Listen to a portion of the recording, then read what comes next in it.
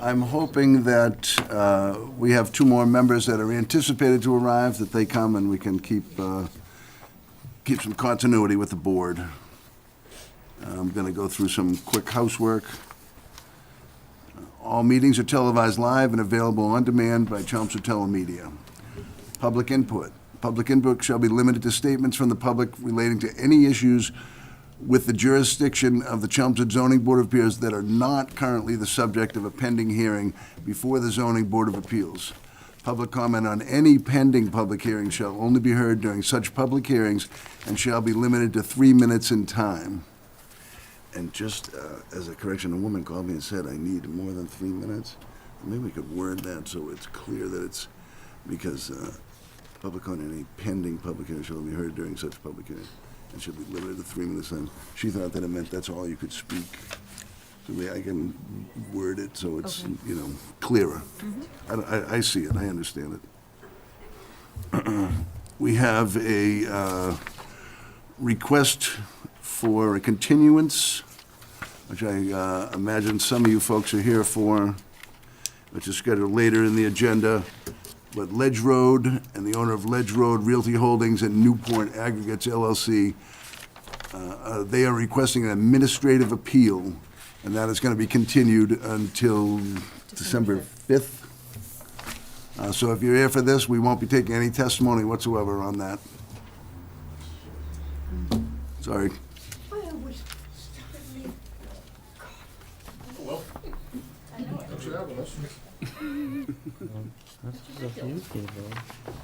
It's their right.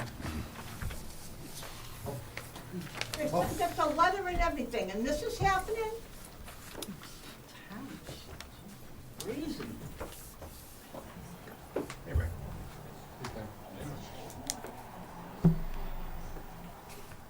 We have no administrative review.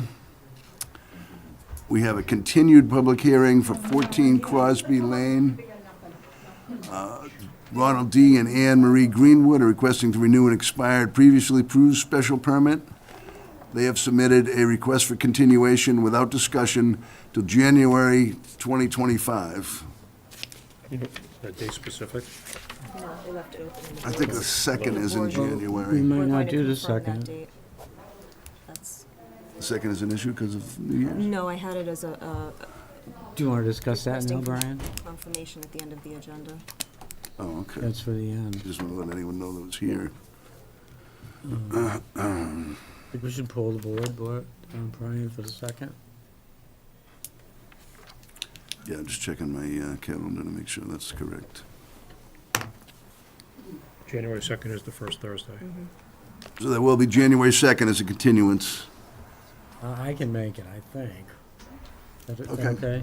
So we could get a motion to continue. I'll I make, didn't a- ask for a motion on Ledge because I want to take it in order, but I didn't want Yeah. the audience I'll make a staying. motion to continue 14 Crosby Lane to January 2nd, 2025, to be continued without discussion.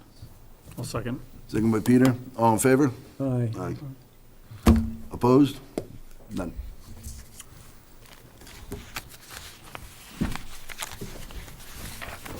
I guess we've used up a few minutes. Really not much else to Stephen's discuss. usually stuck in traffic. Stephen is usually stuck in traffic. I mean, we can give it a couple minutes. There's no other, there's no short order thing there unless you want to do the minutes. I read those a couple times. I did not get a text from Steve.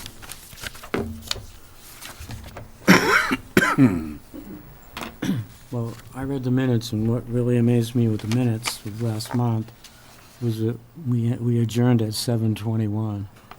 Other than that, I approve it. That could be a record. It could be a record. I vote to approve the minutes. Motion to approve the minutes. Approve the minutes Can from. we get a second? I'll second. Second by Peter. All in favor? Opposed? None. Now we're out of houseworking, so I guess we're going to move on to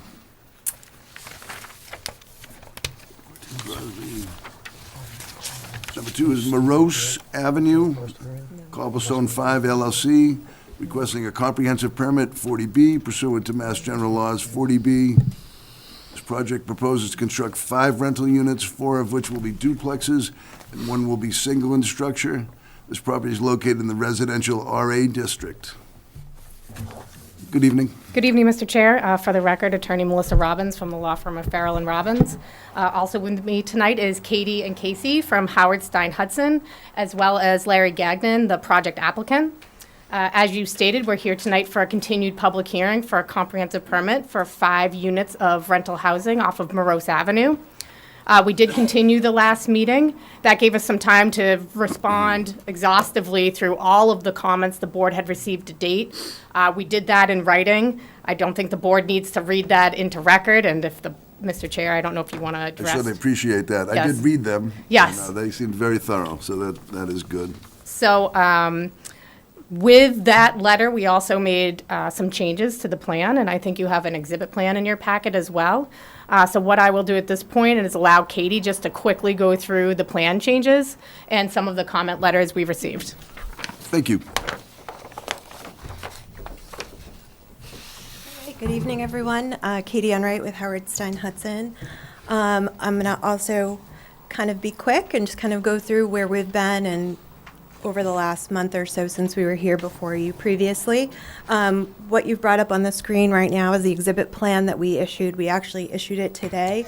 And this is in regards to our working with the abutters of 8 Edgelon. So since the last meeting, the abutters specifically at 8 Edgelon were concerned about the height of the structure adjacent to their backyard. If I can just point quickly.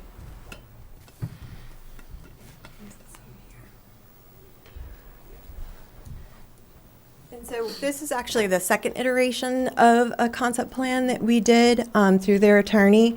The first concept plan contemplated turning the house 90 degrees so that the windows didn't face the abutter. There was no windows on the sides of the homes, so we'd suggested that as a first option by changing the building 90 degrees. That wasn't satisfactory to the neighbors, so we produced another plan a couple of weeks ago, and that's the plan that's up on the screen today, and that proposes a ranch-style home. So again, this was the single in the previous packet that you received, the one single home. Again, it's a two-story. It was proposed as a two-story home. There was some concern relative to sight lines out of the windows of the back of the home facing the rear of 8 Edgelon, and so this is the proposal before you tonight. And I believe Mr. Hausler will also speak at some point during the hearing, hopefully to corroborate that. Besides that, you don't have a full package of this option, but the only thing that's really changed is that single house. So we will be preparing a fully revised package after this hearing to adjust for that. We also added significantly larger plantings along that property line. So before, our landscape architect had proposed similar plantings to sort of the north side or further up Edgelon. And then there was some smaller looking plantings sort of as we came down to the east along that property line. We switched all of those out for larger plantings. So there's a stockade fence there. And then what we've done is switch those out for larger plantings along that property line. Besides that, for the plans, we worked through all of the DPW comments, and I believe you have a letter in your packet tonight from the DPW. One of the things that multiple letters had mentioned was trash pickup, and this will be private trash pickup. It'll be curbside, so we won't have a dumpster. It'll feel like a subdivision in that people will put their trash out to the curb and a truck will come and pick it up. We also made all of the updates to the plans and materials to make sure it met with all the DPW comments, and I believe you have a fairly clean letter from DPW tonight. Just to clarify, we have also submitted that in the response, but again, our intent is to seek that waiver for sewer connection and not propose a septic system on that lot for reasons we stated within that letter and certainly at the last meeting that we were here before you. And I believe that satisfies pretty much everything. Again, we went through them extensively in that response letter, so certainly we're here tonight if there's any additional questions or concerns. turn it back to Melissa.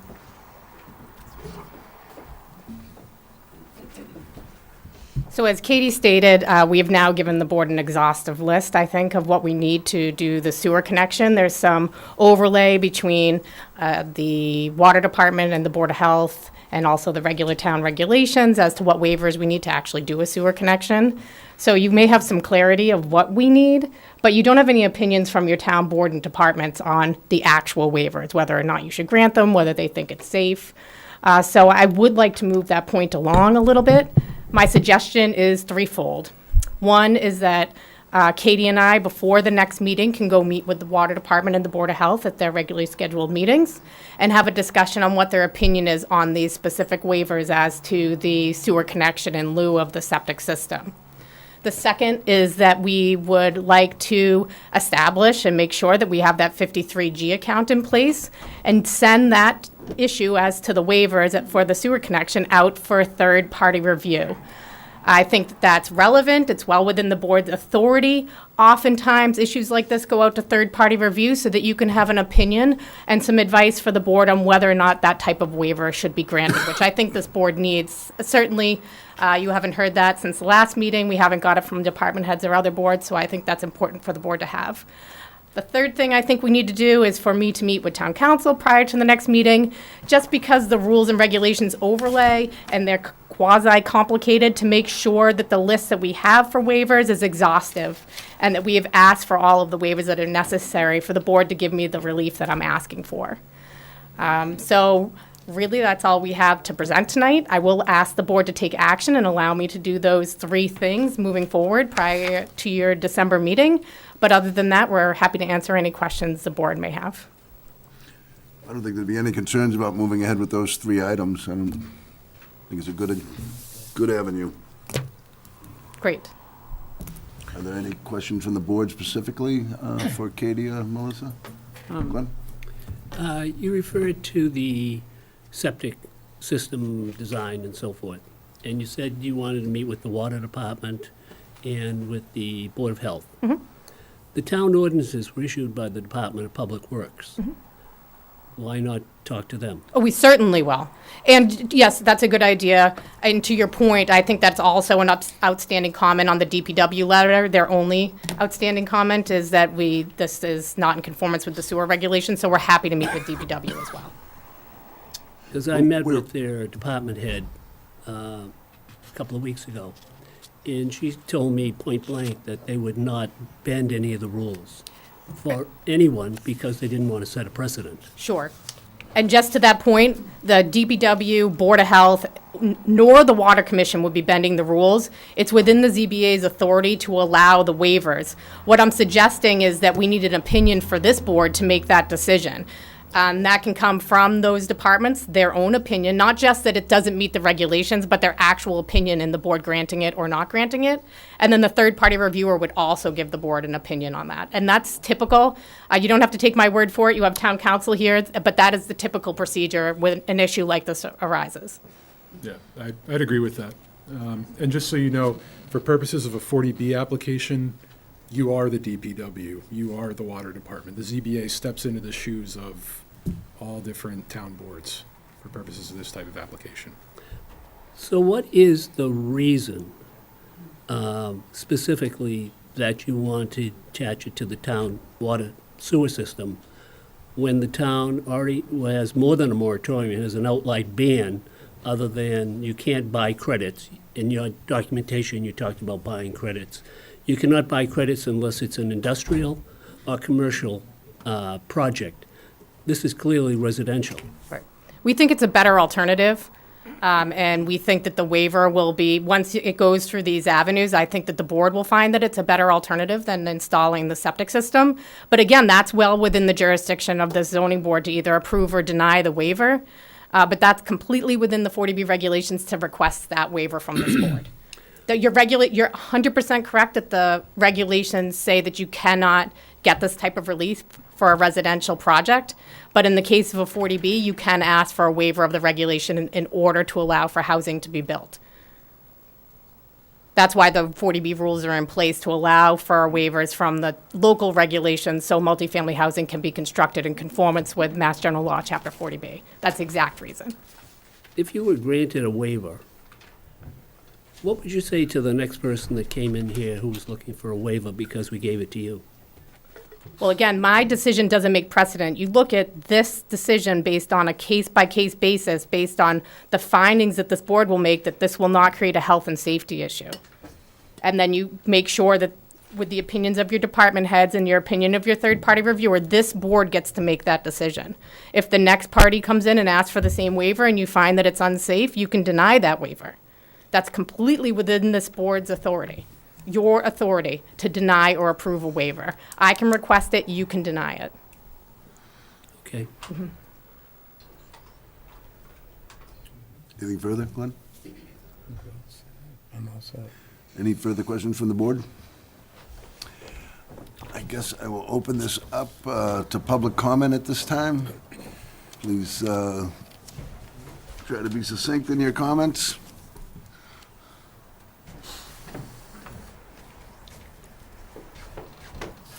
Mr. Chair and members, for the record, Douglas Hausler representing several of the neighbors, and in particular the Trahans, who I was sitting with in the rear. The Trahans, if you could put up, you had that revised plan, if that could go back up for a second. The Trahans are located here. And we were on their behalf, I suggested to the applicant to make that a single-story home. And we want to thank the applicant for making that change because it does give a lot more privacy to the Trahans. And the row of plantings that's suggested was already suggested. And I could be wrong, and if I am, I'll let Melissa correct me, but it was a question asked by the applicant through council about would my client, at least the Trahans, would they agree to allow the developer to go onto the rear of their property and do additional plantings for privacy? And my guess is that may be true of other people who are abutters, would probably be looking to do the same if they, for example, here and here. I haven't spoken with them directly about that, but my sense is for that going forward, they'd want a little bit more, A larger, just for the privacy portion of it. But that's something we can discuss, and I will discuss with counsel for the applicant. With respect to the septic waivers, let's just say that I'm not totally buying that argument. I don't mean to disregard, set aside anything the town council may say. I am not aware of any particular case where a Board of Health, if the Board of Health denied the project and its recommendations to this board. I know under a subdivision type plan that if the Board of Health says it should not go forward for Board of Health reasons, safety reasons, that subdivision plan is dead on arrival. Planning board can't vote and approve it by statute. I have a tough time believing that the intent of that statute is overridden by 40B. I think 40B, does give certain waivers of certain, and you are the one-stop shop, and I appreciate that. And I think this board's done a wonderful job with 40Bs in the past. I wanted to continue doing that. I think this is a very unique situation because we have an issue here about, there have been a number of developers who have tried to get single-family homes constructed and have been denied on the basis that they were close to water wells or aquifer protection, and they were not allowed to tie into the sewer.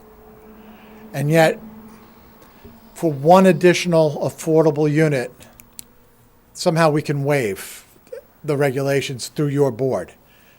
But if the Board of Health recommends to you that it doesn't recommend allowing this to go forward or granting a waiver, I am not 100% sure automatically by the 40B statute that allows you to continue to have the jurisdiction or power to override the Board of Health. I'm not aware of a case directly on point with respect to septic and sewer issue where a Board of Health says we don't recommend it and the ZBA had the right to override it. And I invite council to, Melissa knows her stuff very well. And so these are very well-established people with good opinions. I welcome to see what they have for that particular issue. Because I'm not looking to pick a fight, but I am looking to understand why this would be exempt. I know 40B gives a lot of exemptions and waivers within your discretion. I'm not so sure the safety issue automatically goes that way. So, especially with the existing statute under a subdivision plan, would allow for automatic denial if it was voted down by the Board of Health by recommendation. So I'm curious to see that. I'm going to be curious to see how the Board of Health interacts with the applicant and what advice town council gives this board. I'll be reading it. I have not met with all the other clients that are combining their efforts to have council represent them in this hearing. So that my next step is to meet with those who are involved and get their particular concerns so that I can relay them to Melissa and the applicant and see if we can work through some of them like we have in the past. That's where we'll stand for now, if that's okay with the board. That's fine. I guess just for clarification, the Board of Health is overseeing the septic, That's right. not the sewer. Well, it's an alternate. I'm not I'm so just trying to sure. understand how they're interacting with a sewer connection. I understand clearly the septic. I'm curious to see how they're going to deal with their interpretation of the regulations with respect to a 40B. So if in fact the septic system is the only way it can go, that the sewer exemption waiver is not allowable. And So there's a possibility there, but at this point, they're proposing a sewer. no, I don't think that's, the applicant's proposing the sewer. I don't think the Board of Health is making That determination. that determination as yet. I think that's the issue that needs to be much more clarified. But the proposal before us is The for a proposal sewer. by the applicant is, give us a waiver, let us tie into the sewer. And if this board is inclined to do that, and the Board of Health says, yeah, we're okay with that too, we interpret the regulations that way, that, we actually agree with that interpretation, then the Board of Health issues may go away. But if they say, we're not sure about that, and we already know that septic is not going to work, then the applicant's got to have to reconsider whether it can go forward or not. So I don't want to do anything as a fait accompli. I think we're in a period of study and analysis. Danny? Do our sewer regulations fall under the Board of Health or DPW? Board of Health first, automatically by statute, I believe, and then followed by the sewer, well, the sewer commission is now DPW, the sewer division of the DPW. I believe, council I can think correct that's me. right, yeah. No. No? The DPW regulations are solely with DPW. There's no Thanks. interplay between Board of Health and DPW. That's right, you're right. If this board in this process is not inclined to grant the connection waiver, then the applicant will need to work with the Board of Health to get a Title V approval. That's right. So the opinion would need to come from the DPW, not from the Board of Health, because they can't make a recommendation on a sewer connection, correct? Correct, they have no authority under the sewer connection. As to the sewer connection itself, that's probably true. Right. That Well, doesn't mean that. either option also is subject to the Board of Health aquifer protection Right. bylaw. I was more concerned about that issue as well than the actual connection itself. I think DPW controls the connection. Okay. All right, thank you very much for your time.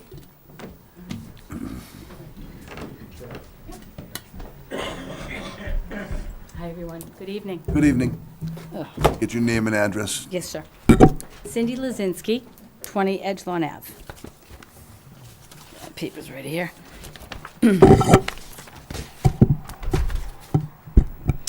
So all of Edgelawn and Morose Ave are within a designated Aquifer Protection Zone 2, set forth by the Mass DEP. By definition, Zone 2 is the primary recharge area for the Zone 1 wells. This is 310 CMR 2221. These are the state regulations in place for groundwater supply protection. The very first paragraph states, The following requirement shall apply to all persons to protect groundwater used as sources of public drinking water supply from contamination.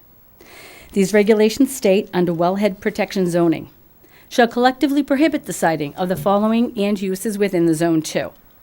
Land use that result in the rendering impervious of more than 15% or 2,500 square feet of any lot or parcel. Now, this proposed project is at 43% impervious. That's almost 3 times higher than the maximum allowed. Square footage is at 19,526 square feet of impervious. That's 17,026 square feet over the maximum allowed. The applicant intends to cut down 37 mature trees. These trees stabilize the soils and control runoff. What will the combined effect be of these two actions? Will the stormwater system be inundated with this unexpected runoff? Will more pollutants be washed into the groundwater? Will my neighbors' basements be more prone to flooding? If environmental impact and hydrogeologic studies are not performed, these questions will remain unanswered for now. This requirement also states, unless a system for artificial recharge is provided, this is the key here for me, that will not result in the degradation of groundwater quality. In reality, there are dozens of factors that will determine how effective this system will be. Okay. I'd like to outline some common pollutants found in stormwater runoff. The EPA indicates stormwater runoff can contain significant concentrations of solids, nitrogen, phosphorus, pathogens, hydrocarbons, and metals. These pollutants degrade water quality and contribute to the impairment of use and exceedances of criteria and state water quality standards. EPA has a chart of typical pollutant runoff by land use. Parking lot will yield 400 pounds of TSS, or total suspended solids, per acre per year. Construction will yield 6,000 pounds of TSS per acre per year. High-density residential will yield 420 pounds of TSS per acre per year. So to put this into context, once complete, this project will still generate more TSS than a parking lot per acre per year. It is important to note as well, this project will yield more total phosphorus, the same amount of lead, zinc, and copper as that parking lot comparison. Heavy metals are by far the most prevalent priority pollutant constituent found in runoff. Now, regarding impervious, Mass Stormwater Handbook indicates water quality is degraded in watersheds with 10 to 25% impervious cover. Poor when impervious cover exceeds 25%. Replacing natural cover in soils with impervious leads to increased runoff, volume, and velocity, larger pollutant loads, and may adversely affect long-term hydrology in natural systems through flooding and channel erosion. A scientific paper done by Schuler, he's widely cited in a lot of different EPA documents, reviewed evidence that relates imperviousness to specific changes in hydrology and water quality. Even when effective practices are widely applied, we eventually cross a threshold of imperviousness, beyond which we cannot maintain pre-development water quality. So I ask, how will this project not degrade groundwater quality? These are local regulations here. This is the town of Chelmsford. They were discussing this just a moment ago. General provisions, Chapter 201. Board of Health, Article 7, Groundwater Protection Zone. This applicant requested to waive all 4 sections of this document. I'd like to touch upon what's in it. 201.26, the Board of Health's authority to preserve public health as it relates to groundwater protection. 201.27, recognition of our Aquifer Protection Zone 2. 201.28, environmental impact, hydrogeologic studies. 201.29, the Board of Health review, North Chelmsford Water review, and a peer review. The above parties should have the right to request, obtain, review, and weigh in on any and all testing and documents. When the town adopted these regulations, we made a commitment to our residents, a promise that you're in good hands. As it stands now, the Planning Board, North Chelmsford Water, and the Board of Health are being asked to vacate the very job that we have entrusted them to do. I am concerned that if this multifamily proposal is allowed, it will likely result in all of Edgelawn and Monroe to be designated a multifamily zone. In many cases, these future structures and the resulting impervious will be getting closer to the Zone 1 wells. Example, well number 1 has a corresponding radius of 400 feet. Just outside that protective radius, the nearest boundary line on Edgelawn is only 130 feet away. If we can't stop this multifamily on a designated Aquifer Protection Zone 2, how will we stop it later when they encroach on our Zone 1 wells? 20 years ago, the Mass DEP created a SWAP report, Source Water Assessment and Protection, for the North Chelmsford Water District. It was actually a 1996 amendment to the Safe Drinking Water Act on a federal level that ordered the states to do these SWAP reports. Mass DEP protection planning recommendations. First of all, prevent the new development in the Zone 2. They also indicated the Water District should acquire Zone 2 lands closest to the Zone 1. Mass DEP also stated, future development of Zone 2 is a major concern. And I have a relevant point to bring up regarding that.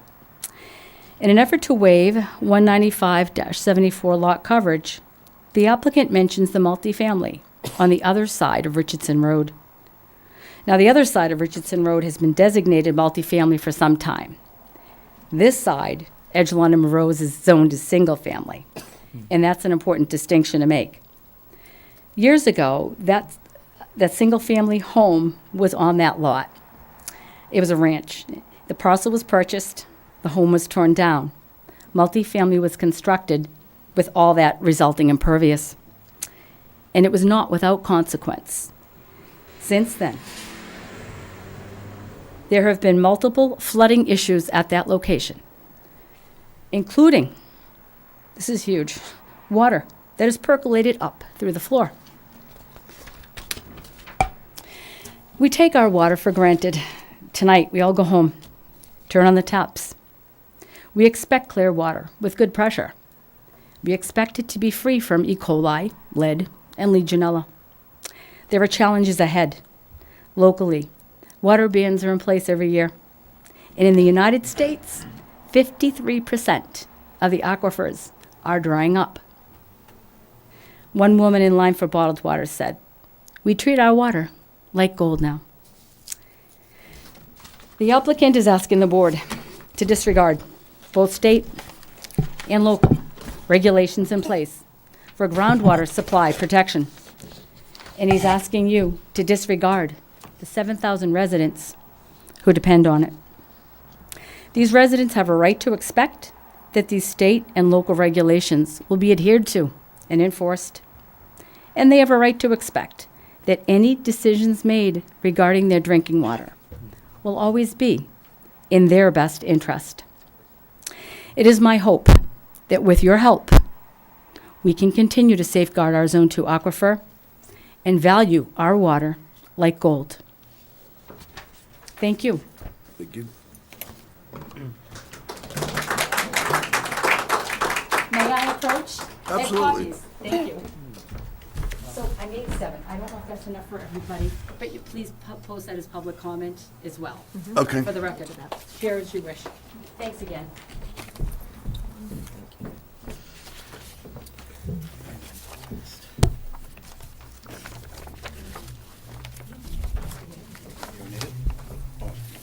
Just enough. Good evening, everyone. Paul Pyries with the North Chelmsford Water Department. I don't even know if I can follow something like that. My God. If you're looking for a job, It's a tough act. I'm not going to pretend to know about regulations, the law. You have people here that are lawyers, attorneys that know that a lot more about it than I do. And To be completely straight, we put a document together. We outlined a lot of our concerns, and the first thing that I kind of heard here is that we're really looking to go with the sewer system. And a lot of people saying that there's regulations on this and you can't tie in, you'd be setting a precedent and all this other stuff. We're completely on the opposite side of that. We really don't want to see a septic system in there. The applicant spoke about 5 units, 3 bedrooms, if I'm not mistaken, and understanding the discharge of a single bedroom, you're at around 1,700 gallons of waste going into that septic system. EPA defines any septic system that has 20 household members producing into that system a large capacity septic system. The first meeting that we were here, Melissa herself stated that septic systems do fail. They start leaching into the ground. We all know this. I know that. I'm happy that she said it herself. It was nice to hear that, not just me coming up here saying something like that would, try to change anybody's mind. We've got to remember what's in these septic systems and what's going into the ground. I'm sorry, I don't remember your name. Katie mentioned that the groundwater in the first meeting, if I'm not mistaken, 8 to 9 feet was the groundwater. When we build a septic system, I don't know the exact dimensions, around 4 or 5 feet. 4 to 5 feet, depending on. We're going to put a little bit of ground cover on top of that. The groundwater is at 9 feet. I'm sure you guys can do the math yourself.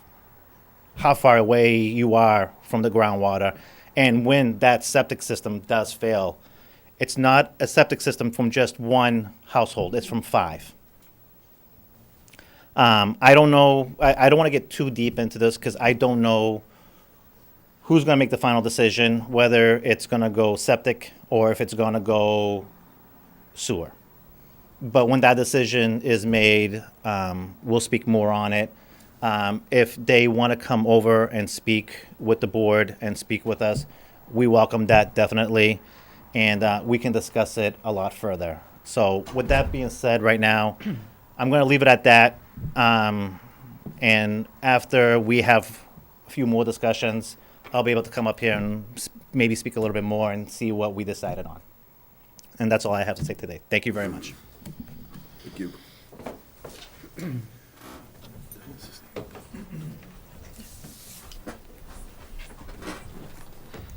Hi, Maureen Polson. I live at 23 Edgelon Avenue. Just to touch on a couple of points that I've heard is that since we're talking about they want to put in 5 residences in a place where originally a single residence wouldn't even be approved. And then the concerns with the water district being so close is that I think great consideration has to be given to what is in the greater good interest for the entire water district. Our neighborhood went through this years ago when we had to have the water treatment plant put in, and we argued about where that location was going to be, and ultimately it was built behind our houses, which is fine. It really isn't that bad. But that decision was made because it was in the greater interest of the entire water district versus just our neighborhood. In this case, it's going to have an impact on our neighborhood, but also potentially will have an impact on the entire water district. And then I also noted in looking through the responses that were submitted by the applicant on page 2 regarding the exceptions from policy on sewer connections. And it says the following new sewer connections or changes in use shall be exempt from the policy on sewer connections. A, connections to existing premises. This isn't an existing premises. It's going to be a new premises.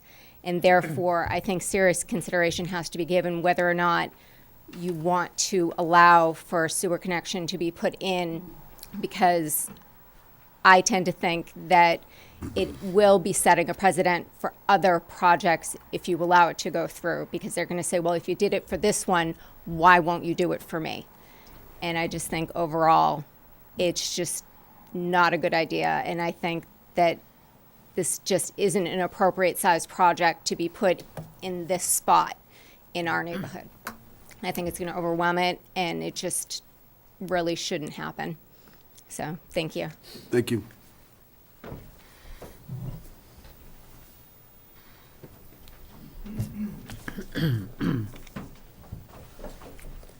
Hey, Michael Winning. I'm at 4 Edgelon Ave. I'm a direct abutter. And I just more have a question. The town, do they have any sort of... What if Mr. Gagnon decides to sell this place in a year or two and Chelmsford's back at square one where they don't have a low-income housing unit? Just, I mean, what's stopping them from doing that? This is deed protected. If the 40B is passed, you're protected by deed and cannot, it could be sold, but it cannot be sold and still not be a low-income housing. Okay, so he's gonna get by building these by saying it's gonna be low income and it's can be sold though still. It's not gonna be a rental place. He couldn't, he could sell the entity, but it's still gonna be a low-income, what is approved will stay approved on the deed. You actually, like, if they were individual sales, you couldn't That even would be sell like a one mass for more housing than a. house? So it would be like a mass housing or a low rental? Yeah, Mass How Housing is that very works. involved in this. They actually approve the 40B application. So they're very involved in this from the onset. Okay. But it isn't, it's not something that could change, I'm not sure how to put it. Yeah, so Alex can- the permit, the comprehensive permit that the board will issue eventually is going to have certain conditions in it. That permit is recorded at the registry, follows the chain of title for this property. So even if the property is sold, all the conditions that this board will impose on the project will stay in perpetuity. So this neighborhood will always have a low income property in the neighborhood then? Forever? That's correct. Okay. And then to have a private meeting between Mr. Gagnon's council and the departments, is this not a public issue? I think we did discuss that, and I think it was. Well, I heard them say that that she wanted to have a private meeting with the water department, the housing, all these departments. So you can look back in your minutes if you need to. And anybody else hear it? I'm going to let Private Ms. meeting? Robbins respond to her Sure. responsibilities. I just with heard you that. say that you would like to have a private meeting with them. Mr. Chair, I can respond. Please. Oh, I was saying at their next regularly scheduled meeting, so they'd be public meetings. Okay. If people wanted to. Understandable then. All right. Thank you. Yep, you're welcome.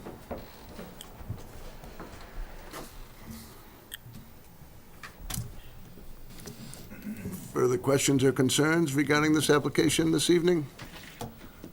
We're going to leave the public hearing open, so you'll be able to respond again next month or until this is complete. But if we're good for right now, we can go back and respond as well. Would Melissa like to speak a little to some of the concerns, or would you like to formulate a response for next month? Mr. Chair, Mr. Chair, we could have Katie Enright speak quickly to some of the technical comments that were raised by some of the butter, if the board wishes. I think that would be helpful. Okay. I know there's concern about the septic system, but at this point, the premise is we're gonna try to do sewer. Right. Okay, just So- to be clear Right, for those that may have been A couple things. confused. I mean, I've been doing this a long time, so I know a lot about stormwater. I know a lot about septic systems. I'll speak to the septic system issue first. Septic systems are also controlled by Massachusetts law that's created by DEP called Title V. Massachusetts DEP Title V is what controls septic systems. I don't want people to be afraid of septic systems.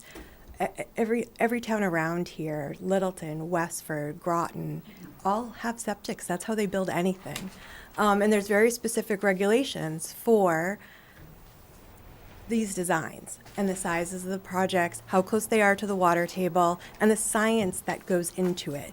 We're not taking raw sewage and putting it into the ground. There's a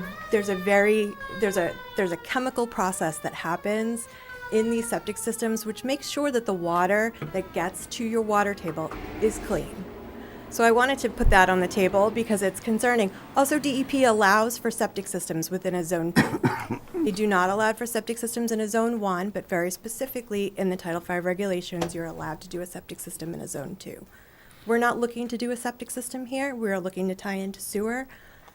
But I don't want people to be ultimately scared of septic systems. Do they fail? Sometimes. In my career, have I seen a lot of failures? No. Typically, they last for about 20-plus years. everything can fail.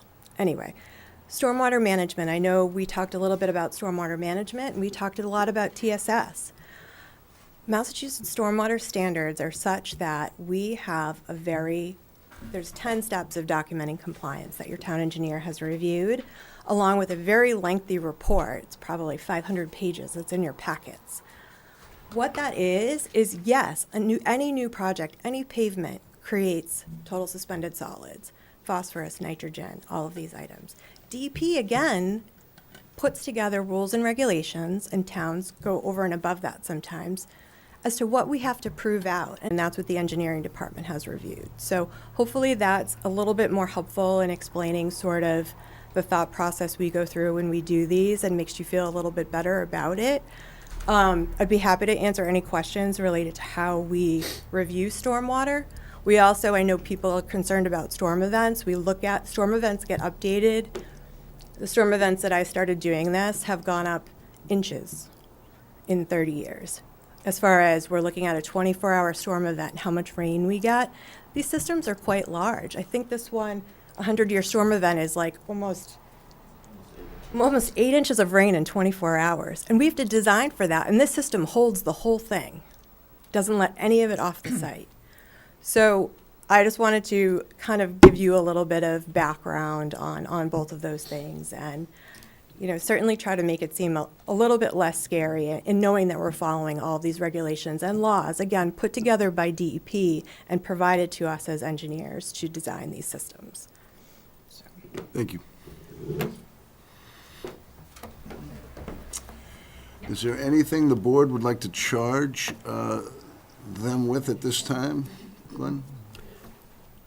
It seems that we have spent most of the time talking about the septic system as opposed to what the applicant is really asking for, which is a waiver to attach it to the sewer system.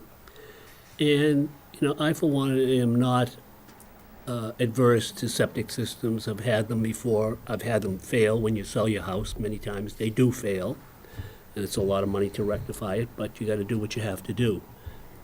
But we seem to be arguing about the safety of a septic system for this property.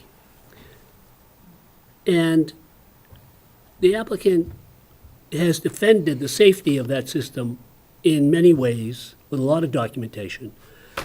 But at the same time, they're still sticking to, we want to attach it to the sewer system, even though they're making this humongous argument that the septic system for this site would be certainly acceptable, and ultimately they would win with that. So the argument really is about, we shouldn't be talking so much about the septic system, we should be talking about the sewage system, which is what their argument is. Now, Chelmsford happens to be in an awkward position in that we have exceeded our capacity for the most part. That we, and Evan can comment on this, but I believe we are investigating and doing some consultant work with a plan to attach Chelmsford to the MWRA by running a pipe all the way to Burlington, which will be tens of millions of dollars. Is that roughly true, Evan, would you say? I'd say hundreds of millions of dollars. 10-year horizon, if not longer. All right, but that would solve the problem, in which case you could attach this to the septic system. But we have this problem in town that we have a limitation. The Department of Public Works has come out with specific language that you cannot attach it, that it has to be a septic system. If this were a commercial or industrial project, you can buy credits. The town is looking for unused. So we do have capacity if we're selling it. Only for commercial and industrial. That was a town decision. I just think we have to understand as a 40B, we have capacity. Well, it's not specified anywhere. Meaning? Where is it specified under 40B that you can waive that rule? Under 40B, you can waive any rule. Yes. You don't even need frontage. Not all rules. You said earlier, many rules are exempt. Chelmsford happens to be in this. The town bylaws can be waived in entirety, I believe. As long as there's not an adverse impact to health So or the safety. question really I have is, why is the applicant so dead for having this on the septic system as opposed, having it attached to the sewage system as opposed to a septic system when they have spent most of their time tonight arguing that a septic system is perfectly fine? Can they answer that question? I believe, and I'm not going to speak for these, I'd certainly appreciate the response, but I think they're responding to, maybe they shouldn't have, but they came in with two options. They said, we have two ways to do this. We have a septic system that is, we can build, and we have the sewer. We'd like to use the sewer. They had meetings with the water department, I believe, or discussions anyways. The water department is not in favor of a septic system at all. So I think taking public input and the water department, in case they made the determination, they would go to sewer. But I mean, I'll let them speak, but that's what I've taken from this. Me too. Exactly. Their decision, they came in and they said, we can do this. And they put it out there and they took feedback, and this is where they went. I mean, I'd rather, I guess, Katie or Melissa speak to that, but. It sounds like they're also willing to have a peer reviewer advise the board on which option would be Which is the preferable. best for all concerned. Right. Which I think we're gonna accept that and, request that you do follow that up. No, 100%. Just to say that our PEL application that we put into the state did have a septic system. We went through extensive testing on the septic system. When we went out to the site walk and when we started to see feedback from the water districts regarding septic systems in the town of Chelmsford, we said, you know what? Maybe this isn't the right way to go. Maybe the town would prefer us to be tied into sewer, which is when we switched our strategy to say, we'll request a waiver to tie into sewer. We heard that from both the abutters and the different water districts within town and Board of Health. They don't like to see septic systems in the APD or in the groundwater protection zone. So we said, you know what? We could do it. We could go through the design. We could get through the boards. They don't love that idea. Maybe we could request a waiver instead. And that's why we're here with the waiver. Just to add a little bit to that, what you're hearing the applicant say is that they either have engaged directly or there are other projects in town that have engaged in trying to get septic in a zone 2. And so I think this particular applicant is following those other projects and that other engagement. And what you're hearing them say is that the Water District and the Board of Health has made it very clear that they're not inclined, or they don't view septic systems favorably in a zone 2. I'm not aware of any applicant that's gone through the entire process, but that the Board of Health process alone for the aquifer has up to a 6-month process to just gather data on the hydrogeology study. So it's an extensive process. And as I said, I'm not aware of any applicant who's successfully completed the process. And so I think they're trying to engage with the board and the town and the neighborhood on a project, understand that they believe they have two viable options.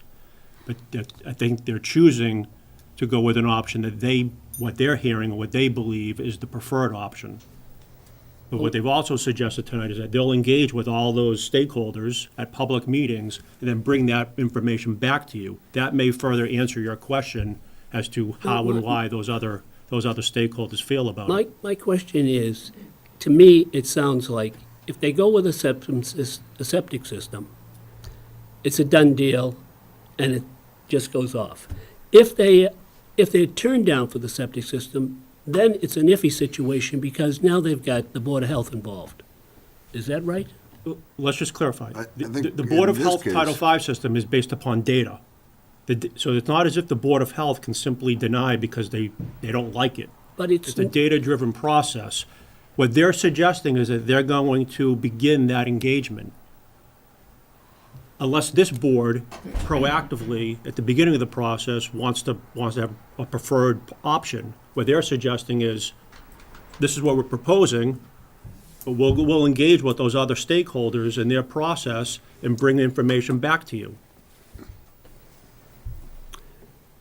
Well, it still sounds like if they get the septic system, it's a done deal, period. It's over with and the project goes forward. If it's a septic system, it's going to be delayed for months. Lots of money is going to be spent. and it's going to add costs, and ultimately, it's up in the air whether or not who's going to win in the end. Is that fair? No one knows. It's premature. We can only go by what the applicant said. They believe they've done some due diligence. They believe a Title Well, V that's what the system is applicant viable. believes, but what does the town believe? Well, it's going to be based upon science and peer review. Right. Yeah, the peer review's opinion, Right, I think, but would it's be. going to take some time. Correct. And that may be part of the reason why. It's a cost issue. That could be part of the reason, right. I mean, it is a business. It is, there's a reason they're doing this. If they add it to the sewage system, what happens is if we go over our capacity, it hasn't happened yet, but if we go over our capacity, then we're going to be charged extra money for a penalty, and it's going to end up that the residents of Chelmsford are going to be paying money for this overage. For everything that's added to the sewerage system, that pushes us over the brink. Until many years from now, we resolve the situation, whether it's a pipeline to here or a pipeline to there. But if we go over, and it's a long time we have to go forward, and this project is just one of the many pebbles that will go into pushing us over, that the residents of Chelmsford ultimately, with their taxes of one type or another, would be paying for that overage. It's a reality. Danny? Isn't the applicant offering to, for the 53G to do the peer review, which would give us some of those answers? Yes, that's on the table, I think- and we've accepted it. Okay, yeah, so I think we're kind of getting ahead of it before we actually have We the should look at the review. peer review before we make Yeah. these decisions. And Mr. Chair, just to that point, to Mr. Diggs' point, that's why I'm suggesting it go to third-party review, because all you've got back so far is that these don't meet the regulations. So your question is, why would I allow this waiver? And we've told you what, from our perspective, why you should allow the waiver. But I think a third-party review on your behalf can come back and say why a sewer connection would be better than a septic system. That's why we go out to third-party review. It's on behalf of the town. But just quickly, Mr. Chair, if I may, the cost of connecting to the sewer system is no little cost. And as a matter of fact, it costs more than actually installing the septic system. So when we shifted over to the sewer connections, it actually cost more money to the project. But ultimately, we thought it was a net benefit to the community to connect to the sewer system in lieu of going forward with the septic system. So it wasn't about cost, about going forward with the septic system. This alternative is actually more expensive. The connection fees are much more expensive, and at this point, we're not asking for any waiver from those connection fees, okay? The town does have capacity, okay? When you look at these types of questions, and again, you have town council here, so I won't go too deep into this, the question is about when you're not at 10% of a year-round subsidized housing inventory in the town of Chelmsford, it means you've not met your housing needs.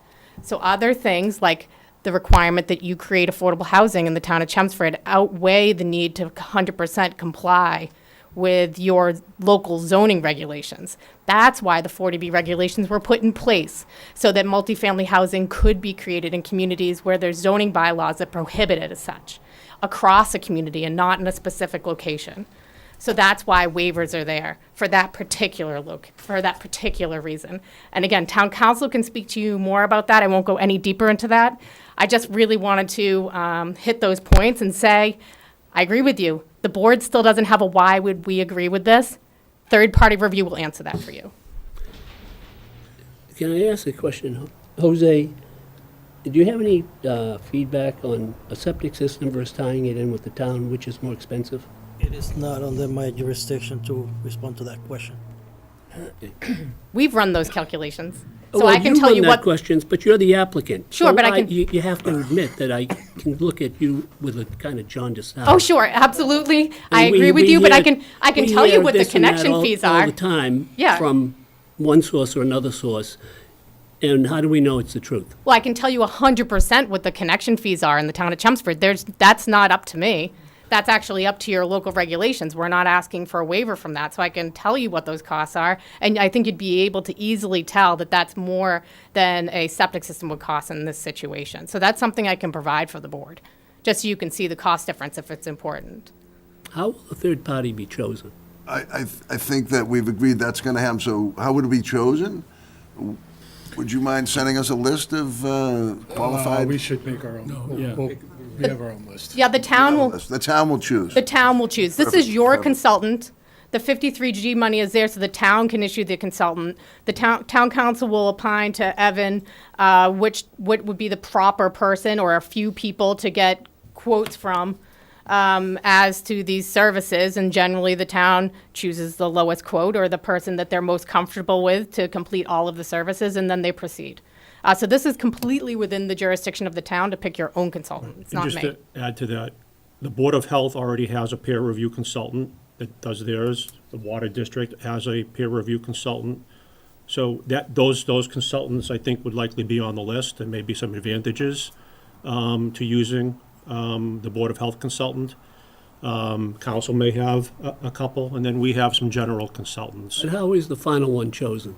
So as I understand it right now, we can do it administratively, meaning that staff prepares the scope and we put it out to request for proposals, and then we bring that back to the board.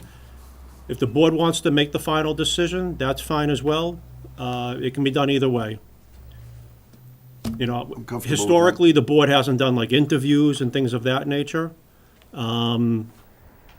You know, all of these consultants are specialize in peer reviews. They understand the regulations, and they understand engaging with stakeholders and presenting and discussing issues with the board.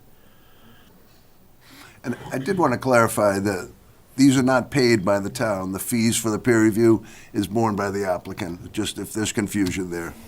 That's correct. Right. And just to follow up on my request, I would request that that be allowed administratively, that the board authorize Evan to hire a consultant, because if not, we're going to have to wait another 30 days to December 5th for this board to choose a consultant, and then I don't know how long the consultant's going to take to get work done. So just to keep the ball moving forward, you have very competent staff. What I can do as part of that, Yeah.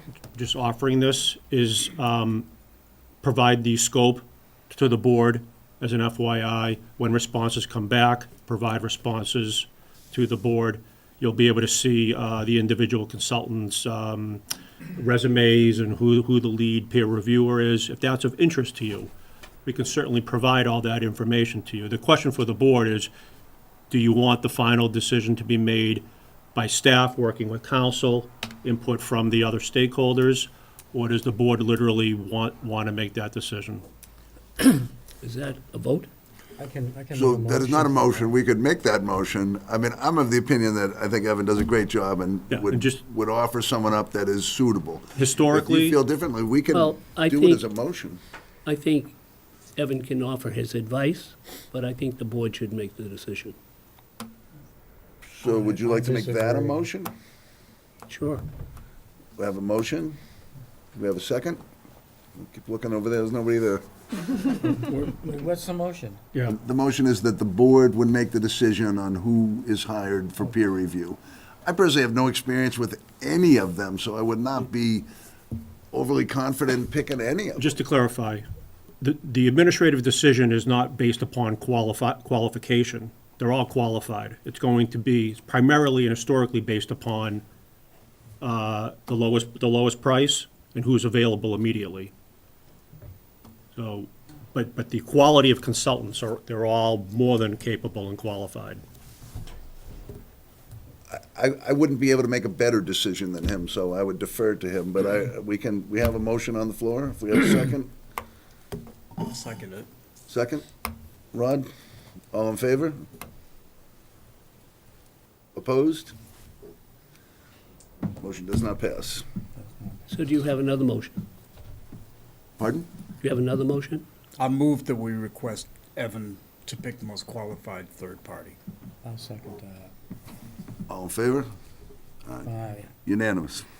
A little Good detail, job, but Evan. important. One for question sure. I have, Evan, is it the consultant going to give that information, obviously, to the board, but does they also interact with the DPW where the sewer commission and their fund, because they're the ones at the end of the day Yeah, make so the what I want to do final. is I want to work with the stakeholders and council to figure out, are we talking about multiple scopes or are there multiple topics?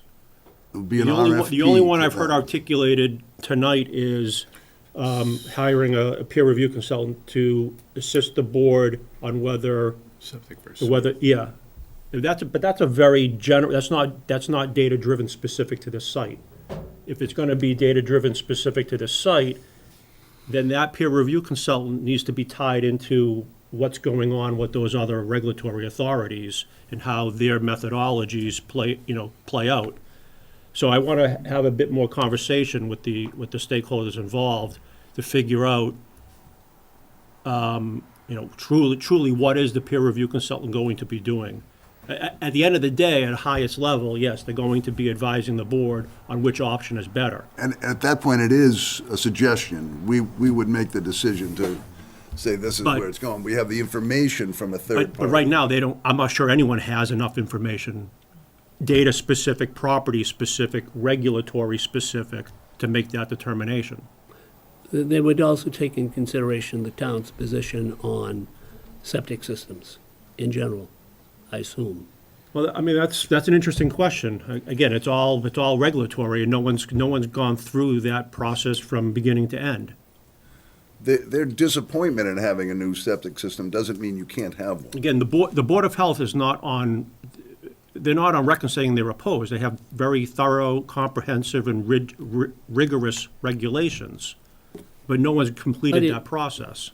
But it's not the Board of Health that wrote the regulations concerning the ability to use septic systems on residential properties, denying it. The DPW did. Correct. So the Board of Health would Right. not be involved in that decision. No, they would be the involved. DPW. But there well could have been input from them. Yes, everybody the can have, DP there's multiple there's multiple DPW stakeholders restriction- on this issue everywhere. Understood. The DPW restriction had nothing to do with environmental protection. It had to do with reserving the limited capacity for economic development. It was a strategic choice. It wasn't based upon environmental protection. That's what that's what the Water District and the Board of Health does. So in theory, outside of a 40B, the regulation makes sense. When you have a choice, the town's choice is to reserve capacity for economic development. So I agree. There's no reason for DPW to waver from that, which is why the applicant is now suggesting they'll engage with those other stakeholders and bring information back to the board for the board's consideration.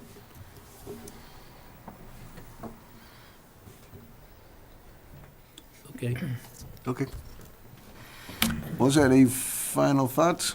No, I think that addressed all of my concerns for this evening. What I would request is a continuance to your December 5th December meeting. 5th, I believe, yes. I think there's one more comment there, Brian. Oh, certainly. Another comment. So once you Just your flush name and this address toilet- again, sir? I'm sorry? Your name and address again? Michael Winning, 4 Edgelon Ave. Thank you. I'm a direct abutter. Once you flush this toilet, there's no one flushing it. All right? So 5 units here. What's stopping now? If you really think that you can just buy your way into the sewer, what's stopping me from doing it? I have a much larger lot than Mr. Gagnon. I could knock my house down and say I want to put 6 because he already bought his way into the sewer. Why can't I? And what's going to stop the next developer, and the next developer, and the next developer? Once you set precedents, because your eyes lit up when you were like, "Oh, you can buy it." I saw you back there, Mr. Reedy. And then he My wants to eyes give. lit up? Yes, I'm not buying anything. Yeah, it seems I'm like an you're very impartial against. It seems party like you're to very this. for this project. You don't have to live in this neighborhood.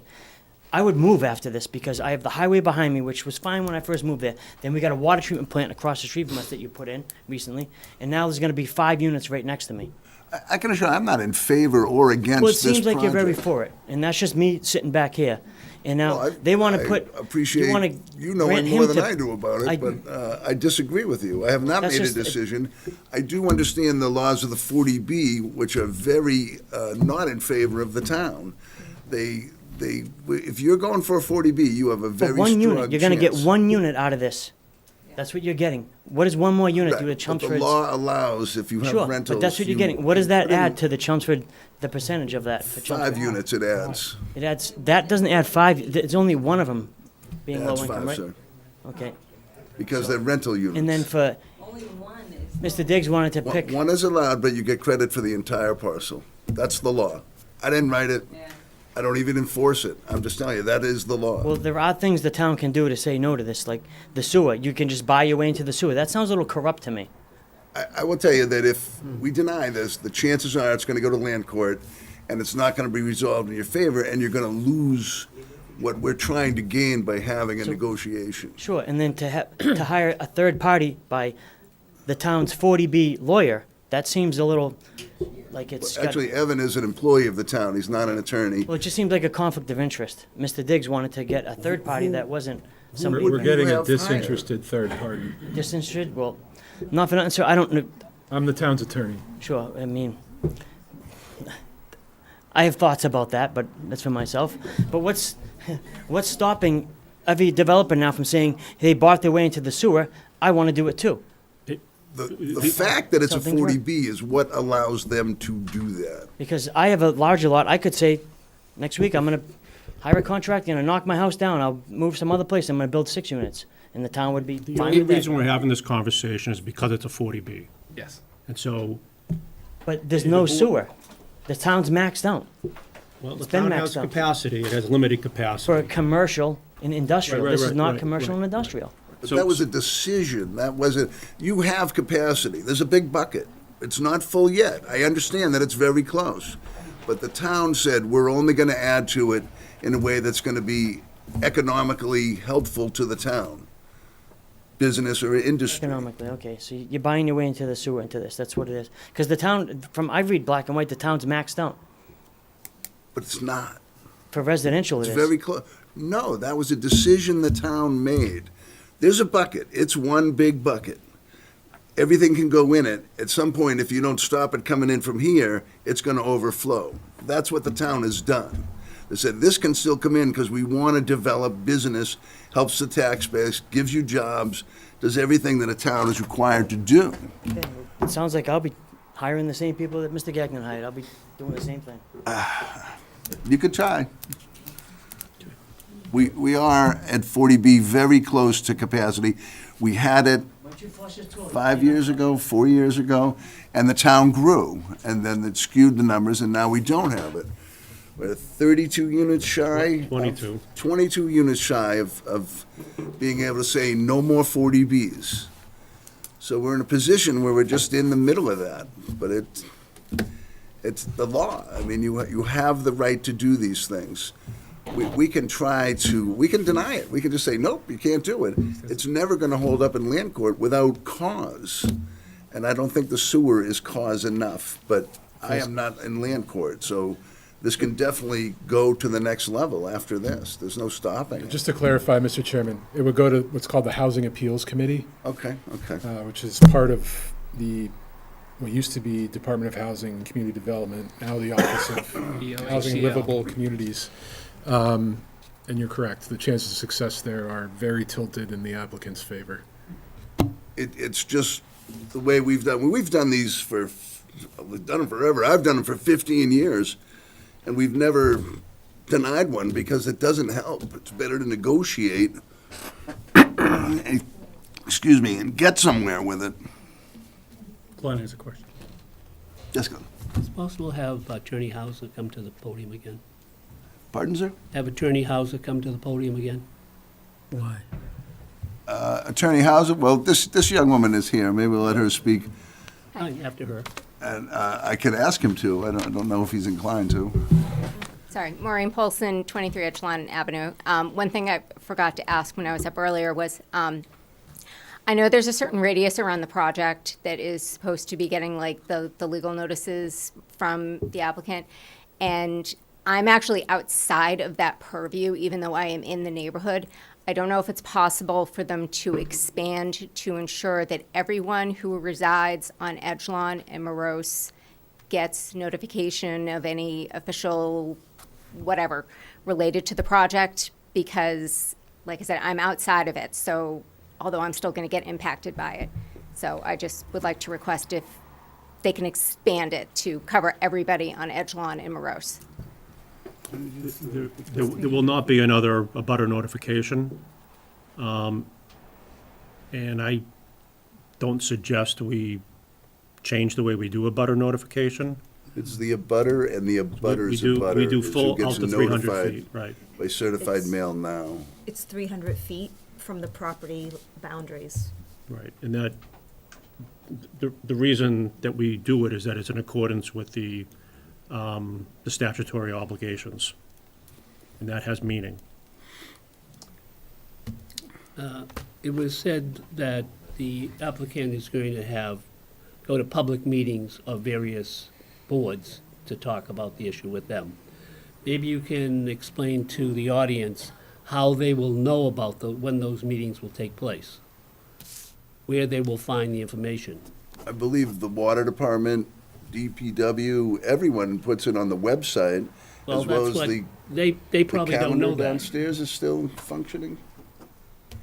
All the agendas are posted online, and if and when the Water District or the Board of Health places this on an upcoming agenda, it will be listed. Those agendas are posted within minimum of 48 hours prior to the date of the hearing. There's nothing preventing residents from emailing or calling. All those meetings on the town's website, Yes, so that's how they would Yep. find out. yeah, the But that agendas are applicant's posted on the been- website. No, I didn't know anything about it. I think it'll be proactive and say that's how they would find it. So that is how you would find it, is on the website, or there's a community bulletin board downstairs that also lists any of the town meetings, the board meetings. Would you like me to ask Mr. Hauser if he? Yeah. Mr. Hauser, if you're so inclined, Mr. Diggs, I think, has a specific question for you, is that?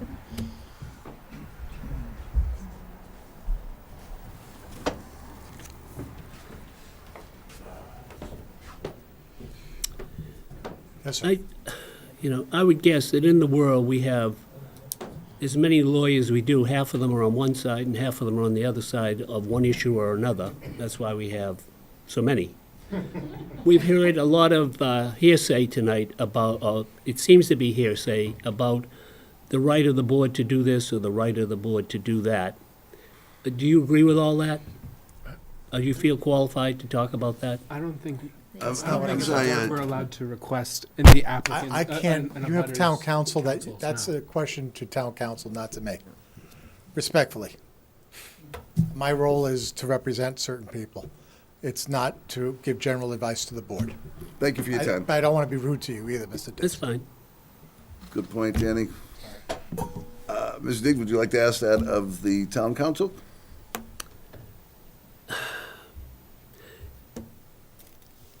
You have commented that we have the right to do this and we have the right to do that. Do you have any documentation on that Sure. in layman language? So, Chapter 40B, which is the statute that governs this appeal because it's affordable housing,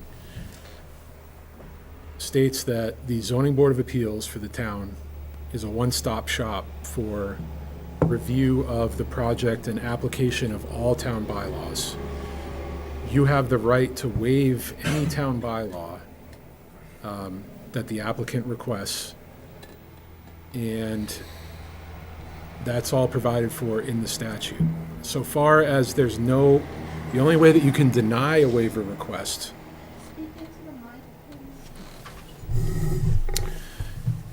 this board has the authority to waive any town bylaw provision that the applicant requests, unless the waiver of that provision would result in an unacceptable adverse impact to public health or safety.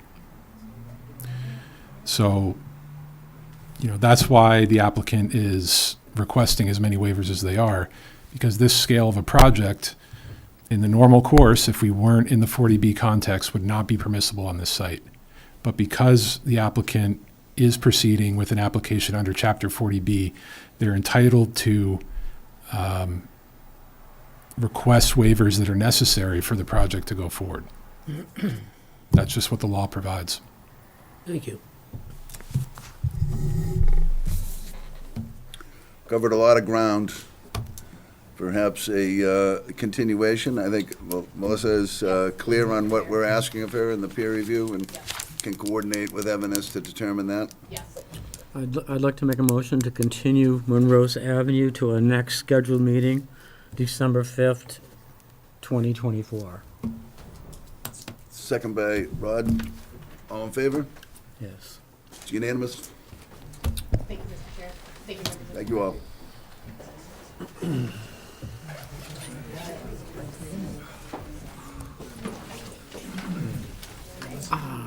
North Road. What? What's the North Road? And every town, 40Bs are always like this.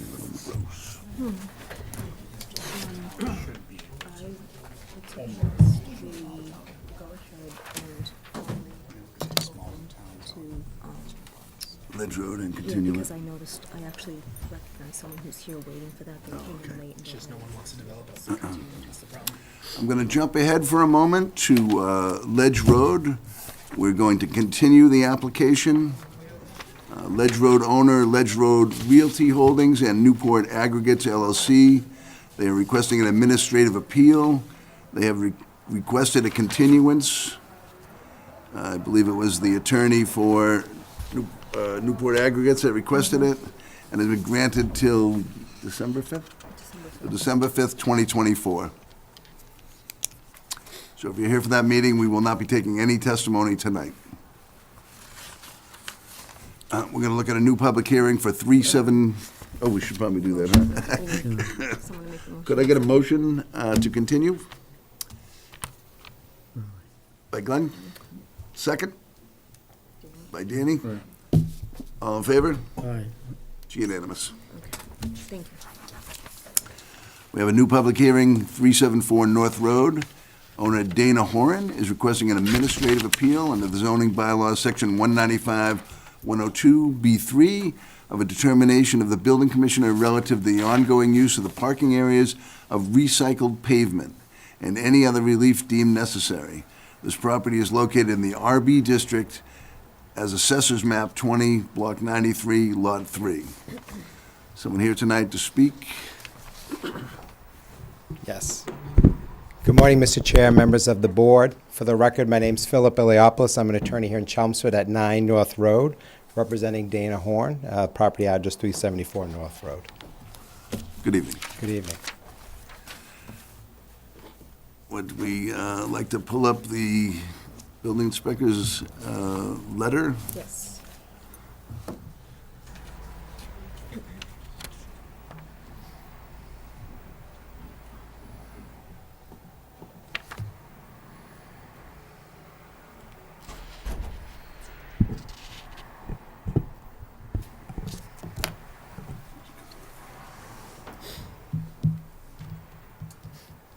Just gonna get it here so I can read it.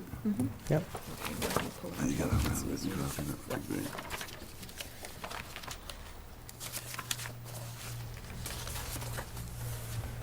This is a denial letter received October 10th, 2024, from Jose Negron, Building Commissioner. No, this is Morose. Oh, I'm sorry. Oh, is it behind Thank it? you. Yeah. Is it behind it? Right behind it. Hold on. I gave you the wrong file. Sorry about that.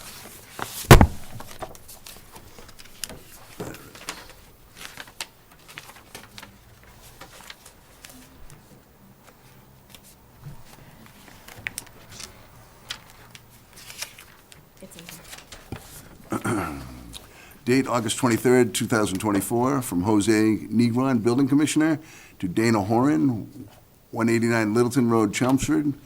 Reason, 374 North Road, Auto Mechanic Shop. Vehicles illegally parked on unpaved surfaces.